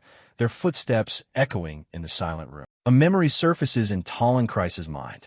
The first prince's voice cuts through his thoughts, demanding to know if he felt anything after killing Duke Fetus with his own hands. The prince's cold, golden eyes linger in Talon's memory, sharp and unreadable, gazing at him as if searching for a trace of guilt. Jolted back to the present, Talon startles, the rain-drenched memories fading as he realizes he is standing in the assembly hall once more, sweat dampening his forehead. The first prince takes his seat at the head of the long table, officially opening the session and ordering everyone present to sit. Beyond the tall windows, the discussion moves forward, concluding matters concerning the empire's border territories before shifting focus elsewhere. The prince turns his attention to the ongoing development of the central district within the imperial capital, asking directly about the progress of the Fetus House. Talon stands up straight, introducing himself as the acting head of the Fetus Ducal Estate, ready to deliver his report. He explains that construction on the new hospital has reached the structural framing stage,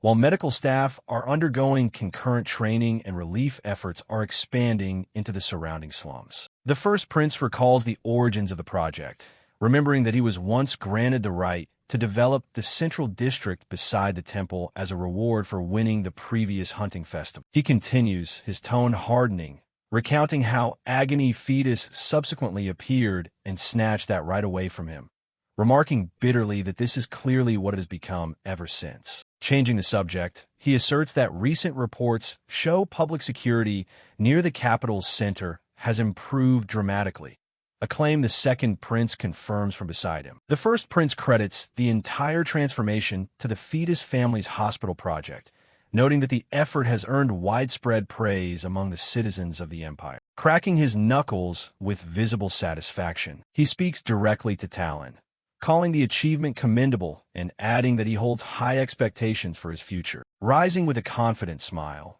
the prince turns to the other gathered nobles, unfavorable comparing them to the Fetus House, and declaring that a family capable of such results truly deserves continued support from the royal family. Talon bows, expressing that he feels deeply honored by the prince's words and vows to drive the project forward with the utmost responsibility. The prince leans in close, his tone shifting slightly to remark that humility is admirable, while pointing out that humility alone cannot feed the people who depend on the project's success. He adds with an ambiguous, knowing smile that under imperial decree, he lacks the direct authority to interfere with the development project, but suggests that managing such a massive scale entirely alone will undoubtedly place a heavy burden on the Fetus family. The first prince reassures Talon that the royal family will provide as much support as possible, adding sharply that such assistance will only come if the Fetus House formally requests it. Talon's eyes narrow behind his glasses, sweat appearing as he realizes the underlying implication. A fading memory surfaces, an old photograph of a young boy standing beside a tall figure in a dark military uniform, a gentle hand resting on the child's shoulder. Talon's expression tightens further, the weight of the moment pressing down as he studies the prince's unreadable smile. Regaining his composure, he bows low and submits a request, explaining that the hospital project currently lacks the specialized personnel and equipment needed to move forward as planned. The prince's smile sharpens, his eyes flashing as he replies that if the royal family chooses to help, the Fetus House will never forget such generosity. Afterward, left alone with his thoughts near a window overlooking the garden, the prince's expression settles into something colder and more calculated. His reflection is framed by the trees outside. A shadow perches quietly among the branches, its owner reflecting that he hasn't been able to pay close attention to matters lately,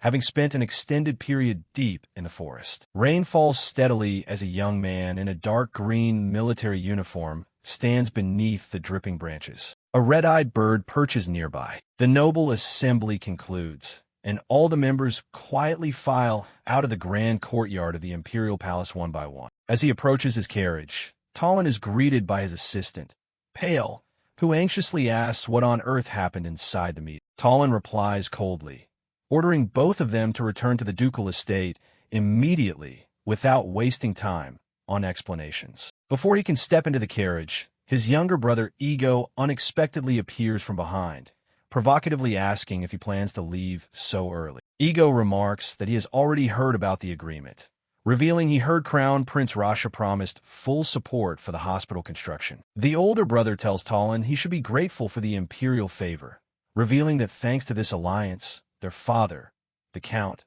will soon be released from prison. Talon looks straight at him and replies briefly that the only reason he accepted the prince's help is to protect the interests of the fetus family. Leaving no room for conversation, Talon climbs into the carriage while Ego suggests he take the opportunity to visit their father at the family estate. Alone in the carriage, Talon bites his lip in anger, recalling that the two brothers were never close enough to act in such a friendly manner. Outside the palace, Prince Rasha and Kelos laugh aloud, recalling the clear desperation printed on Talon's face during the negotiation. Chrysa mocks that the look on his face begging for help was priceless, as if the hospital project had just been snatched away from his hands all over again. Kelos plans to sabotage the work bit by bit under the guise of assistance, and Chrysa agrees with a loud laugh, suggesting they demolish the hospital right before it is completed. Kelos finds the idea brilliant, pointing out that if anything goes wrong with the project, all the blame and responsibility will fall squarely on Talon's shoulders. Next, Kelos suggests heading to a private spot to discuss the next steps in detail. But Chrysa hesitates and suddenly refuses, clearing his throat lightly from fatigue and suggesting they postpone the important discussion to another time. Chrysa bids farewell, saying he wants to return to his private room to rest and recover his strength, leaving his younger brother rather confused. Kelos watches his older brother hurry away, feeling deeply curious about this sudden change in behavior. The prince thinks about how much time his brother has spent locking himself in his room lately and begins to suspect something is wrong in there. Before long, inside Crown Prince Chrysa's room, the doorknob turns slowly as he steps inside, complaining as he enters that his wonderful mood was ruined by knowing he would have to look at that unwanted person's face in his room once more. He starts in terror when he is confronted by Prince Ian sitting comfortably at his own desk chair, waiting. Chrysa screams, demanding to know how Ian sneaked in again, while the protagonist realizes from that reaction that the council meeting went very smooth. Chrysa looks away in annoyance and tells him to finish today's therapy session once and for all so he can get some peace and quiet. However, Ian stands up and mentions that before starting the treatment process, he has a small personal matter to ask of his older brother. Ian asks if the heir can get involved in the work of the fetus family, and Chrysa freezes completely, realizing the other knows every single detail. Chrysa tries to justify himself, saying he only wanted the project to go smoothly, but Ian counters that this smoothly part is precisely what worries him. Ian reveals he wants to stall the work for as long as possible to buy time for everyone in the Empire to believe the imperial family is backing the fetus family. Chrysa stares at him in absolute shock, unable to understand why Ian would ask for something that goes against their interests. Gazing out the window, Ian confesses he had expected Talon to do something else to lead the family, rather than build a hospital. He recalls that in the original story, the leader was supposed to raise an army, concluding that fate has changed because Talon himself has changed. Losing control, Chrysa unleashes his elemental power and anger, screaming to demand how much longer he has to take orders from a black-haired bastard like him. Ian observes his older brother's fury without showing a shred of concern, mocking that obedience is actually Chrysa's only real specialty. He looks down at him with a cold, threatening gaze, contemptuously stating that Chrysa is nothing more than a simple puppet pulled by the second prince's strings. The heir to the throne stands completely frozen in panic as those painful truths are hurled into his face by the protagonist. Ian warns that he is sick of this performance, telling his brother to answer quickly whether he understands the order or if he needs it repeated. Back at the fetus family office, Talon's pen glides rapidly across the paper as he writes notes with furrowed brows. He continues working non-stop late into the night, trying to push past the mounting physical and mental exhaustion from a stressful day. Talon ponders the Chrysa backing, knowing it only means the Imperial Court has turned its attention back toward them in a dangerous way. He is certain the heir's move is actually a wicked scheme to crush the fetus family and stop them from growing strong again. He weighs whether he should seek backing beforehand, but concludes it is still too early, and for now, he simply needs to observe how everything plays out. He weighs whether he should seek backing beforehand, but concludes it is still too early, and for now, he simply needs to observe how everything plays out. Talon also remembers the heavily sarcastic handshake that permanently sealed that terrifying and dangerous commitment between them in the Grand Hall. The memory of the Crown Prince's sadistic gaze, whispering that he would show him something memorable, echoes darkly in Talon's mind. He remembers Chrysa's terrifying promise regarding what real Imperial support actually means in practice for the fetus family. The memory of that moment leaves the young leader utterly miserable, causing cold sweat to stream down his tense face inside the office. Unable to bear the weight of carrying the lie alone, Talon drops his pen onto the desk and lets out a groan of pain and frustration. He grips his chest, feeling the wrenching pain of anxiety from the sheer, horrifying responsibility weighing down on his shoulders. Gritting his teeth, he wonders if that pain is guilt for failing the late Duke, or fear of failing to protect young Flynn as well. He remembers the figure of his former master and feels lost, not knowing how to act or how to face him after making such questionable decisions. Still, gathering his last bit of strength, Talon regains a resolute posture and swears to himself that he will do absolutely everything to protect young Flynn. Suddenly, a knock on the door startles Talon,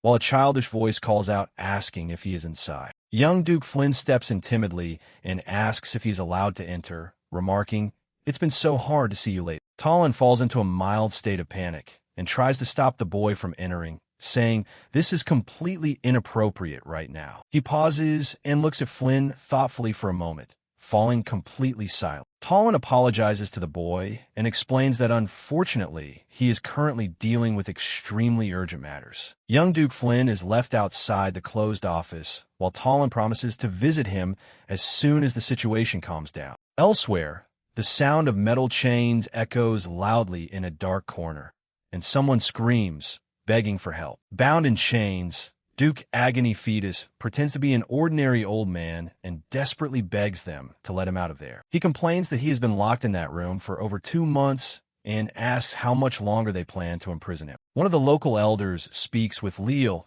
confirming they still have no clue how this person managed to enter the cave. Leal reports that they found the prisoner unconscious in the middle of the cave, and to this day, he refuses to reveal how he got in. The Duke shouts in annoyance that he lost his balance, fell off a cliff, and simply woke up inside the cave when he opened his eyes. The temple soldiers insist the place is blessed by the goddess Alma, refusing to believe his entry was mere coincidence. The elder strokes his beard anxiously, thinking that if he is lying, the Empire might discover this location and invade the sacred temple. Leo remarks that the prisoner is quite healthy for his age and coldly suggests gouging out his eyes or severing his Achilles tendons to prevent escape. The Duke falls into genuine panic and begs for mercy, offering the excuse that he has a young son waiting at home. The elder remains thoughtful in the face of the prisoner's desperate plea. With a cold voice, the temple head says he feels pity for the outsider,